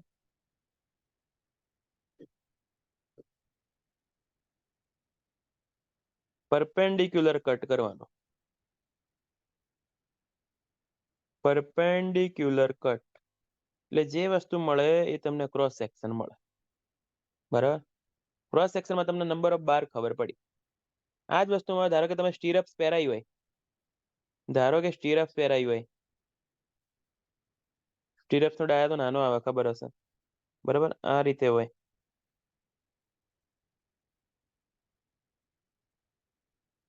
અહીંયા નજીક નજીક હોય, જેમ જેમ વચ્ચે આવતા જઈએ દૂર થતી જાય, એ ભણાઈ સ્કેમ એવું હોય. પાછું નજીક થતી થતી જાય.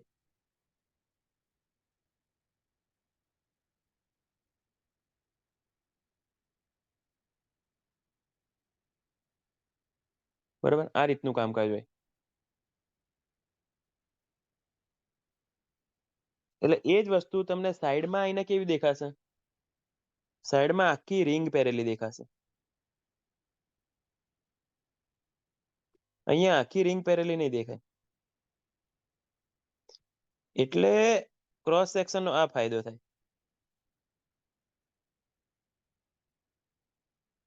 બરાબર. સમજાણું કહું છું એ? એટલે આ બીમનું ક્રોસ સેક્શન થયું. આ શેનું ક્રોસ સેક્શન થયું? બીમનું ક્રોસ સેક્શન. લોંગિટ્યુડનલ સેક્શન ને પરપેન્ડિક્યુલર કટ કરો ત્યારે જ એને ખબર પડે. ઓકે, ખ્યાલ આવ્યો?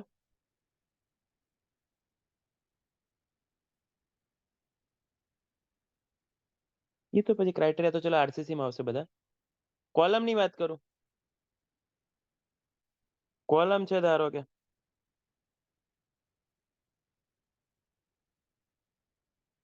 હવે એમ કોલમ સામેથી તો આટલું જ દેખાય મને, બરોબર. પણ 3D તરીકે જો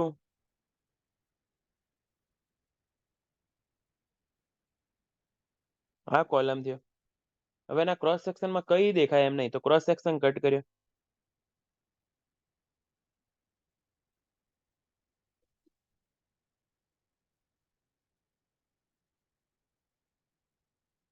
ત્યારે જઈને બાજુમાં આવીને પછી ક્રોસ સેક્શન જોયો ત્યારે જ એને ખબર પડી આ કોલમ નો ક્રોસ સેક્શન લેન્થની ડાયરેક્શન ને પરપેન્ડિક્યુલર કટ કર્યું,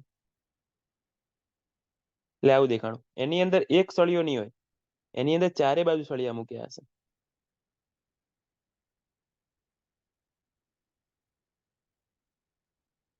ધારો કે 4 સળિયાથી કામ ના થયું હોય તો નંબર ઓફ સળિયા વધારે પણ મૂકવા પડી શકે. એમાં આ રીતે સળિયા મૂકેલા હોય. અને બાજુમાં જે રિંગ પહેરાવે એને અહીંયા સ્ટીરપ્સ ના કહેવાય, લેટરલ ટાઈસ કહેવાય. શું કહેવાશે? લેટરલ ટાઈસ, બરોબર. આ રીતનું કામકાજ હોય. સમજાણું? આ ક્રોસ સેક્શન કહેવાય. ખબર હોવી જોઈએ કહેવાય કોને. આપણે તો કોલેજની અંદર ટપકા કરતા, તો એ બાપા ટપકા કરતા કરતા ભૂલી જ જઈએ કે કેટલા ટપકા કરવાના એમ. ક્રોસ સેક્શન બીમનું અને કોલમનું આપણે તો જે દેખાતું હતું ને સરખું જ દેખાતું હતું,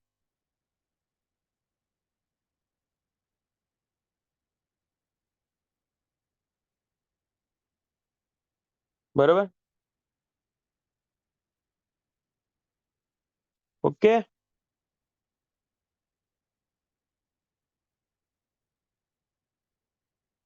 ખબર પડી ક્રોસ સેક્શનમાં? ચલો આગળ આગળ વાત કરો. એક ક્વેશ્ચન છે, why mild steel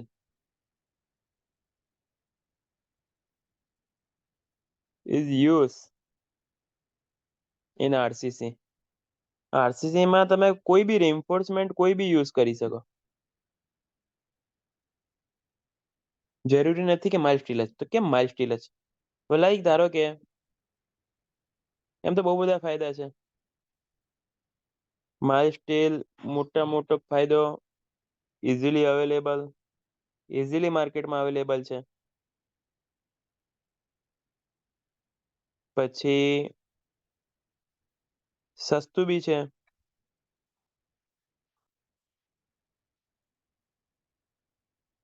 scrap value બી સારી છે.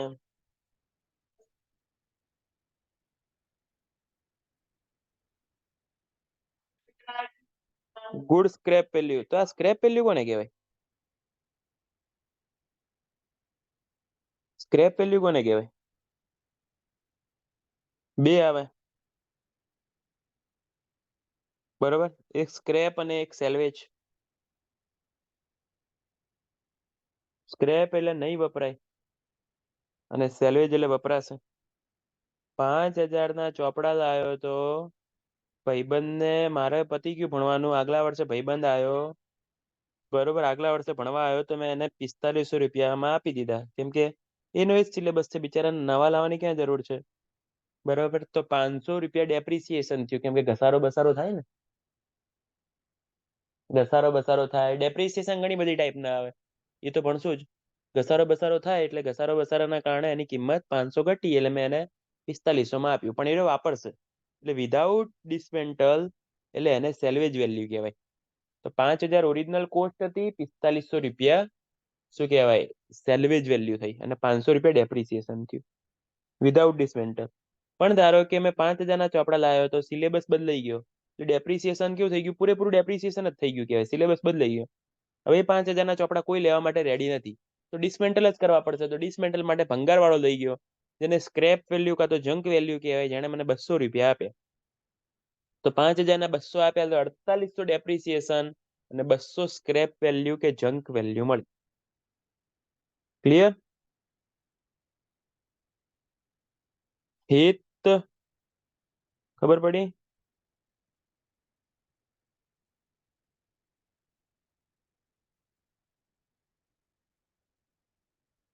બરાબર, આ બધા તો ફાયદા ઠીક. હજી એક ફાયદો એવો છે કે ET is equal to EC, young modulus in tension is equal to Young modulus in compression. મતલબ માઇલ્ડ સ્ટીલની તાકાત લગભગ ટેન્શન ને કમ્પ્રેશનમાં સરખી છે. અમુક બોડી એવા કે જેમાં ઈટી ને ઈસી સરખા ના હોય, જેને બર્સિંગર ઇફેક્ટ કહેવાય. એમ તો ના પૂછીએ કે ક્વેશ્ચન. માઇલ્ડ સ્ટીલમાં ફાયદો એ છે કે ET is equal to EC છે.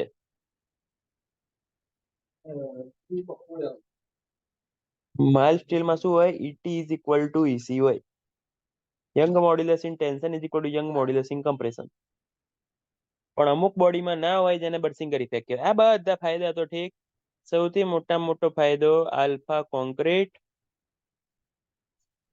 ઇઝ ઇક્વલ ટુ આલ્ફા માલ્ટી, લગભગ સરખા છે.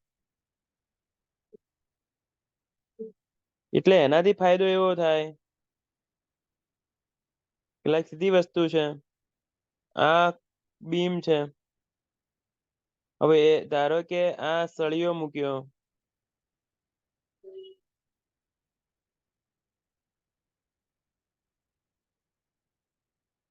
બે સરખા વધતા ઘટતા ના હોય, તો ટેમ્પરેચર વધે અને માઇલ્ડ સ્ટીલ વધારે વધી જાય તો, કોન્ક્રીટ વધારે વધી જાય તો બોન્ડ તૂટી જાય ને. સૌથી ઇમ્પોર્ટન્ટ જ બોન્ડ હતો આપણા માટે. સૌથી ઇમ્પોર્ટન્ટ જ બોન્ડ હતો. સાચી વાત. તો બોન્ડ તૂટી જાય તો ફાયદો શું? એટલા માટે બંનેનો આલ્ફા સરખો છે, સૌથી મોટો ફાયદો એ. આલ્ફા માઇલ્ડ સ્ટીલ તો તોય આપણને ખબર છે એની વેલ્યુ.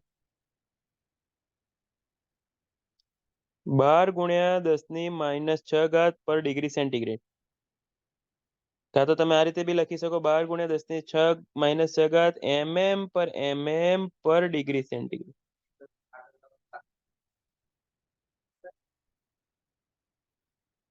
બરાબર. એટલે ધ્યાન રાખવું, તમે હે ને અમુક વાર ડિપ્લોમામાં આ તકલીફ પડે, તમે જોતા જ નહીં. હવે ધારો કે હું આને 10 વડે ભાગી નાખું તો મારે અહીંયા 10 વડે ગુણવું પડે. બરાબર. હવે એવું બી ખબર પડવી જોઈએ. તમારે એવું ના થાય, તમે તો કેવું કે પાછળ 10 ની માઇનસ છે એટલે માઇનસ છે ને આગળ 12 એટલે 12. પણ ધ્યાન રાખજો કે આગળ પાછળ જો મસ્તી કરીએ કે મેં આને 10 વડે ભાગ્યું તો મારે આને 10 વાગે ગુણવું પડે. બસ તમે એ જ કર્યું. ધારો કે તમારે આવું લખવું હોય તો એ લખી શકો. 120 10 વડે ગુણ્યું તો 10 વડે ભાગવું પડે. બંને વસ્તુ ઓકે જ છે, પણ ખાલી લખવાની સ્ટાઇલ બદલાણી. સમજાય છે?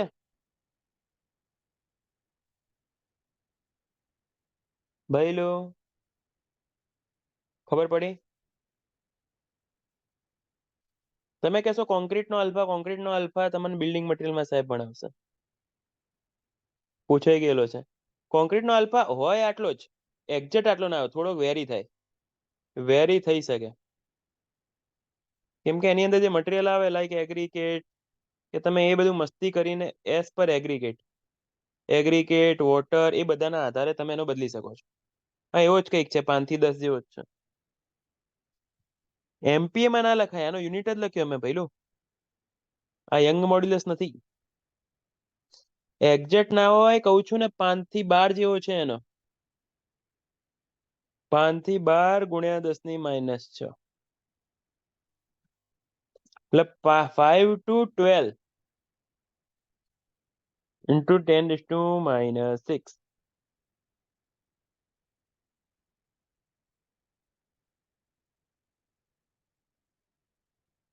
ક્લિયર છે?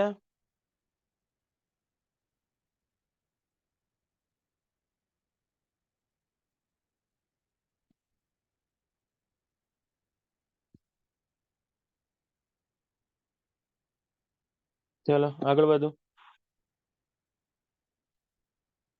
હવે આ યુનિટ નો ઉપયોગ સમજાવ. ખાલી ઉપયોગ સમજવા માટે સમજીએ.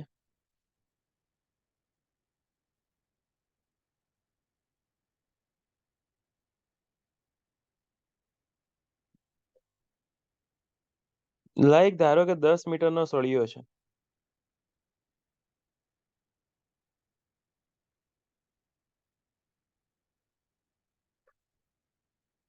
અને 20 અંશ સેલ્સિયસ ટેમ્પરેચર વધ્યું. તો માઇલ્ડ સ્ટીલના રોડમાં શું ફેર પડે?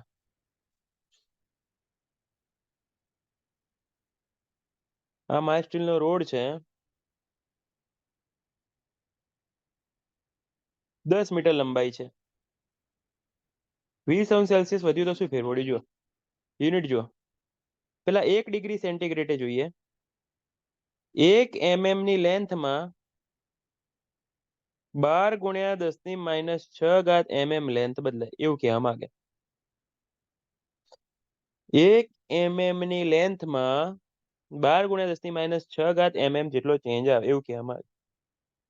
તો 10 મીટર એટલે 10,000 mm થયા. 10 મીટર 10,000 mm તો કેટલો ફેર પડ્યો? આટલો પડ્યો. પ્લસની 10 ની 4 ઘાત વડે ગુણી નાખ્યું.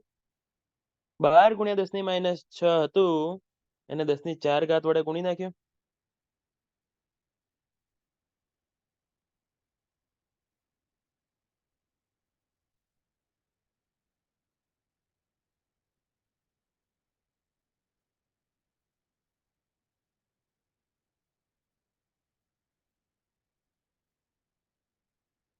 બરાબર. તો થયું કેટલું? જે બી વેલ્યુ હોય, પણ એ તો 1 સેલ્સિયસ આવી. કેટલું ટેમ્પરેચર વધ્યું? 20 અંશ સેલ્સિયસ. તો કેટલું ફેર પડશે? પાછું એને ગુણી નાખો 20 વડે. તો ટોટલ કેટલો ફેર પડ્યો જુઓ. 240 ગુણ્યા 10⁻². એટલે 100 વડે ભાગી નાખો એટલે 2.4 mm લંબાઈ વધી. કેટલી લંબાઈ વધશે એની?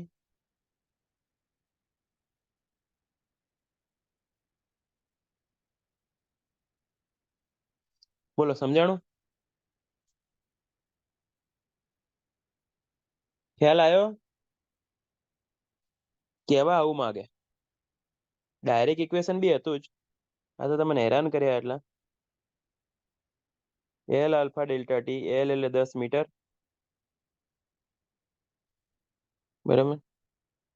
આલ્ફા એટલે 12 × 10⁻6 mm. ટેમ્પરેચર વેરિએશન એટલે 20. તો કેટલો આન્સર આવ્યો? મીટરમાં આન્સર આવશે. 12 × 20 240 એટલે 2400 × 10⁻6 મીટર. એને માં કરી દઉં.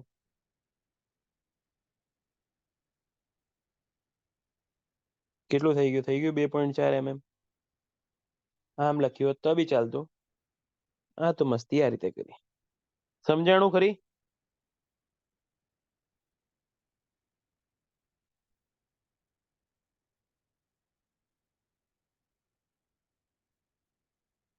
બોલો.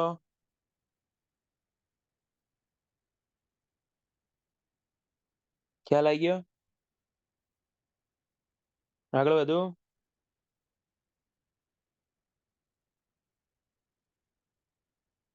ચલો આગળ વધીએ. ટોપિક છે ડક્ટિલિટી. આખો ન્યૂ ટોપિક છે. જો એની અંદર ડક્ટિલિટી કહું ને એટલે મગજની અંદર એક્ઝામ્પલ ક્રિએટ થઈ જવું જોઈએ. માઇલ સ્ટીલ લોડ ને થઈ ગયો ને. આજના દિવસનો લોડ થઈ ગયો તો કહેજો પાછા.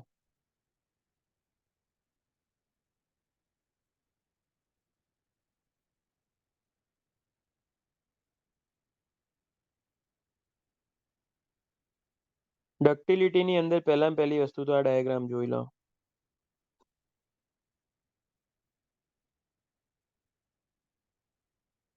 આ બાજુ સ્ટ્રેસ, આ બાજુ સ્ટ્રેઇન. ધ્યાન રાખજો, ઓલવેઝ વાય એક્સિસ ઉપર સ્ટ્રેસ આવશે, એક્સ એક્સિસ ઉપર સ્ટ્રેઇન આવશે.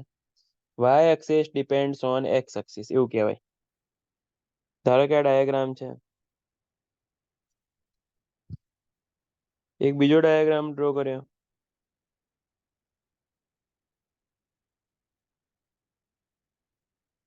Stress strain. તમે જુઓ આમાં આટલાય ફેઇલર થયું, આટલા સ્ટ્રેઇન. આમાં ફેઇલર થયું આટલા સ્ટ્રેઇન. તો કોમાં વધારે ફેઇલર થયું? બાજુવાળા ડાયાગ્રામમાં. તો આ મોર ડક્ટાઇલ. જેટલું સ્ટ્રેઇન વધારે,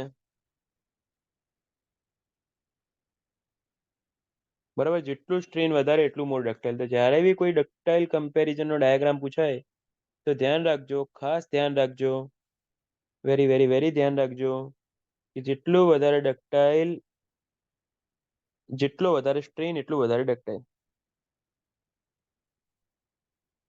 શું કીધું? જેટલું વધારે સ્ટ્રેઇન છે એટલું વધારે ડક્ટાઇલ છે.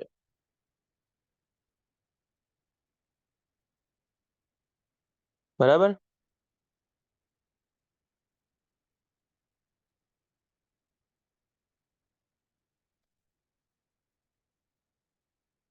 હવે એક વાત કરું આગળ. માઇલ સ્ટીલ બોલો કે ડક્ટાઇલ બોડી બોલો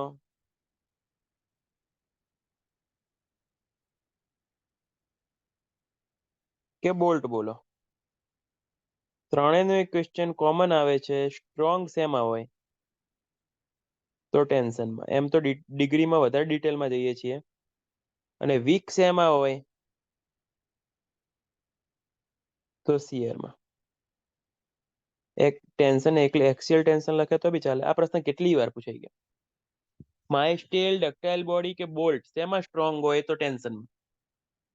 વીક શેમાં હોય? તો શિયરમાં. શિયર સહન કરી શકે નહીં. જેવું તમે આપો ને એટલે તરત તૂટી જાય. લાઈક તમે સ્ટીલમાં ભણો જ છો કે બે પ્લેટો મૂકી આ રીતે. એક પ્લેટ આ રીતે મૂકી, બીજી પ્લેટ આ રીતે મૂકી,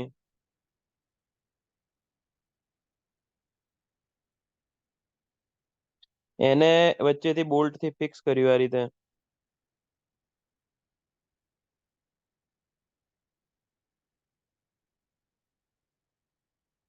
બરાબર. આ બોલ્ટ મૂક્યા, અહીંયાથી ને અહીંયાથી જ્યારે ફોર્સ એપ્લાય કરીએ ત્યારે રે પહેલું શિયરમાં તૂટે. એનું જે ફેલર થાય ને એ અહીંયા થાય, શિયરમાં થાય. તમને આવું શિયરમાં ભણવામાં આવે બોલ્ટમાં. એટલે માઇલ્ડ સ્ટીલ, ડક્ટાઇલ બોડી કે બોલ્ટનો કોઈ બી ક્વેશ્ચન પૂછાય કે સ્ટ્રોંગ શેમાં હોય, તાકતવર શેમાં હોય, તો આંખ બંધ કરીને ટીક કરી નાખજો ટેન્શન, અને વીક શેમાં હોય તો શિયર. ઓકે, શું કીધું? માઇલ્ડ સ્ટીલ, ડક્ટાઇલ બોડી કે બોલ્ટ શેમાં સ્ટ્રોંગ હોય તો ટેન્શનમાં, વીક શેમાં હોય તો શિયરમાં.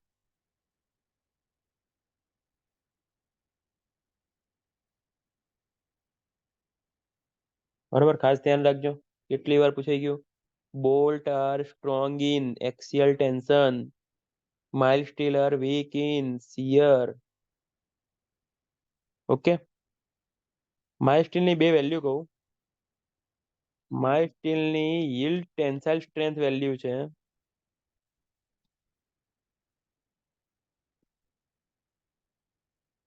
આપણે જે કહીએ છીએ 250,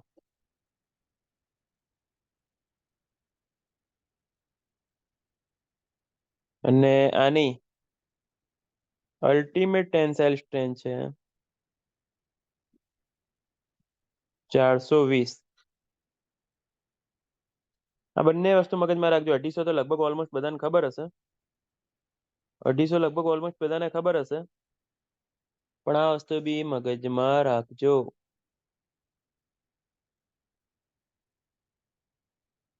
ઓકે, શું કીધું? માઇલ્ડ સ્ટીલની yielding સ્ટ્રેન્થ તાકાત 250, જેને આપણે Fe 250 કહીએ છીએ તે જ. પણ અલ્ટિમેટ સ્ટ્રેન્થ એમાં કેવું હોય કે તમે હજી ડાયાગ્રામ ભણાવવાનો બાકી છે, એક ડાયાગ્રામ આવે એની અંદર વાત કરીએ જ છીએ આપણે. આવી આ માઇલ્ડ સ્ટીલનો તા ડાયાગ્રામ છે, એની અંદર ચર્ચા બી કરીએ છીએ કે આ જે તાકાત મળે એ yielding મળે સિગ્મા વાય, અને આ જે તાકાત મળે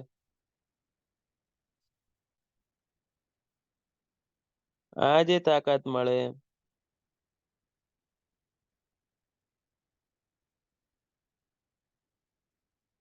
એ સિગ્મા અલ્ટિમેટ મળે. તો માઇલ્ડ સ્ટીલ માટે આરી તાકાત 250 છે અને આ તાકાત 420 છે. ઓકે,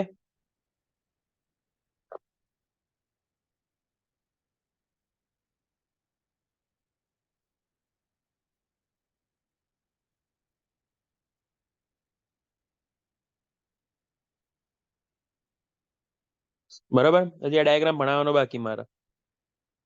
હવે ડક્ટાઇલ બોડી કહેવાય કોને? ડક્ટાઇલ બોડી એટલે એવી બોડી કે જેને સ્ટ્રેચ કરી શકાય.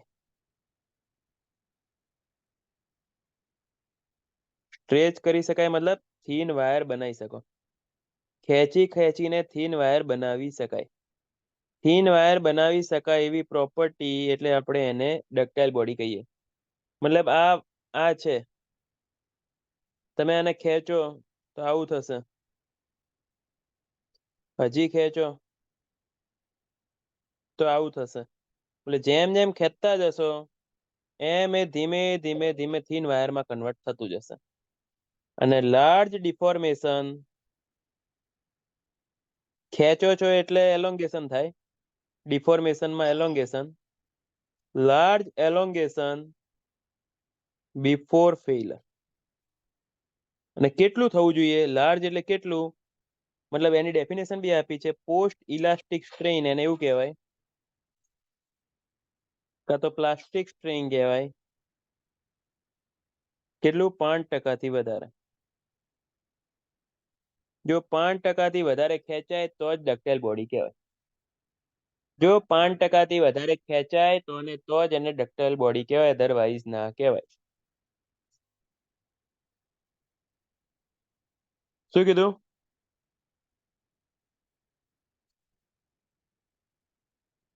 5% વધારે ખેંચી શકો તો જ એને ડક્ટાઇલ બોડી કહેવાય, અધરવાઇઝ ના કહેવાય.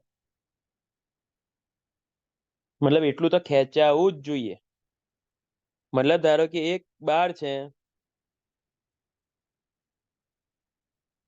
જેની લંબાઈ ધારો કે 1 મીટર છે, તો એર્યું જો ધારો કે 5% ખેંચાય મતલબ 1.05 મતલબ 0.05 મીટર આવ્યું ખેંચાશે એટલે કે 5 સેન્ટીમીટર. આનાથી વધારે ખેંચાવું જોઈએ તો જ આપણે ડક્ટાઇલ બોડી કહીએ, અધરવાઇઝ ના કહીએ.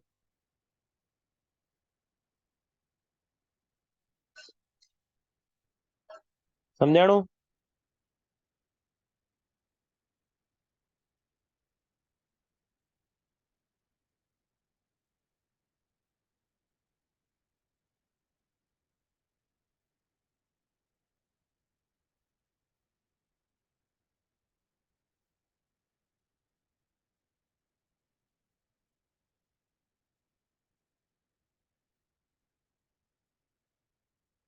ક્લિયર છે ભાઈ લો? આ ડક્ટાઇલ બોડીની વાત થઈ. હવે એક બેઠી ડેફિનેશન આવે એક બીજી, બહુ જ માઇનર ફરક, પ્લાસ્ટિસિટી કહીએ. બેઠે બેઠી ડક્ટાઇલ જેવી ડેફિનેશન, પણ એમાં તૂટવાની વાત નહીં કરે. એમાં ખાલી ને ખાલી લાર્જ ડિફોર્મેશન ની વાત કરશે, કે ખેંચી શકાય, ખેંચાણું. બરોબર, પણ એની અંદર ક્યાંય તોડવાની વાત નહીં કરે કે લાર્જ ડિફોર્મેશન પોસિબલ, ખાલી એટલું લખીને છોડી મૂકે તો એ પ્લાસ્ટિસિટી કહેવાય. પણ લાર્જ ડિફોર્મેશન બિફોર ફેઇલર એવું લખે, લાર્જ ડિફોર્મેશન બિફોર ફેઇલર એવું લખે, તો એને ડક્ટાઇલ બોડી કહેવાય. પ્લાસ્ટિસિટી એ ફેઇલર નો ટાઈપ નથી. પ્લાસ્ટિસિટી એ ફેઇલર નો ટાઈપ નથી. સમજાણું? આયો ખ્યાલ? ડક્ટિલિટી અને પ્લાસ્ટિસિટીમાં ખ્યાલ આવ્યો?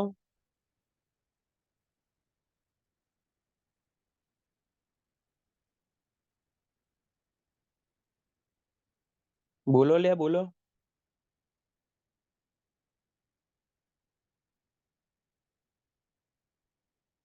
આટલા સુધી રાખીએ આજે, પહેલો દિવસ છે. 2 દિવસ રહીને મેથ્સ રીઝનિંગ ચાલુ કરીશ હો. બોલા સોમ જોડે જોડે જ. ચલો, જય માતાજી, જય અંબે. કઈ તકલીફ પડે તો મેસેજ બેસેજ કરજો. ખબર પડે છે ને? આખું સમજાય તો છે ને? એટલે થોડું થોડું ચાલુ કરીશ ધીમે ધીમે. સર્વે તો સાહેબ સાંજે લેશે. મેથ્સ રીઝનિંગ હું લઈશ દર અઠવાડિયે ખાલી 2 લેક્ચર. હું એમ કહેવા માંગુ છું. આજે સાંજે લેક્ચર નથી, હું કહી દઈશ આપને. સર્વે તો સાંજે ચાલશે જ. હું દર 2 દિવસે સોમનો લેક્ચર કાપીને મેથ્સ રીઝનિંગ લઈશ. બિલ્ડિંગ કમ્પ્રેસિવ સ્ટ્રેન્થમાં ઇન્ટરેસ્ટ ના લેશો, ખાલી ટેન્સાઇલમાં જ ઇન્ટરેસ્ટ લો, કમ્પ્રેસિવ નહીં કામની. એટલે મેથ્સ રીઝનિંગ આજે કરાવી, 2 દિવસ ગેપ લઈશ, એટલે એનાથી શું થાય? પ્રેક્ટિસ થાય. એ રીતે આખું મેથ્સ રીઝનિંગ લઈશું. ઓકે, ચલો, જય માતાજી, જય અંબે. સર્વે પહેલથી ચાલુ કરાવી દઈશ. પીડીએફ મોકલી દઉં છું.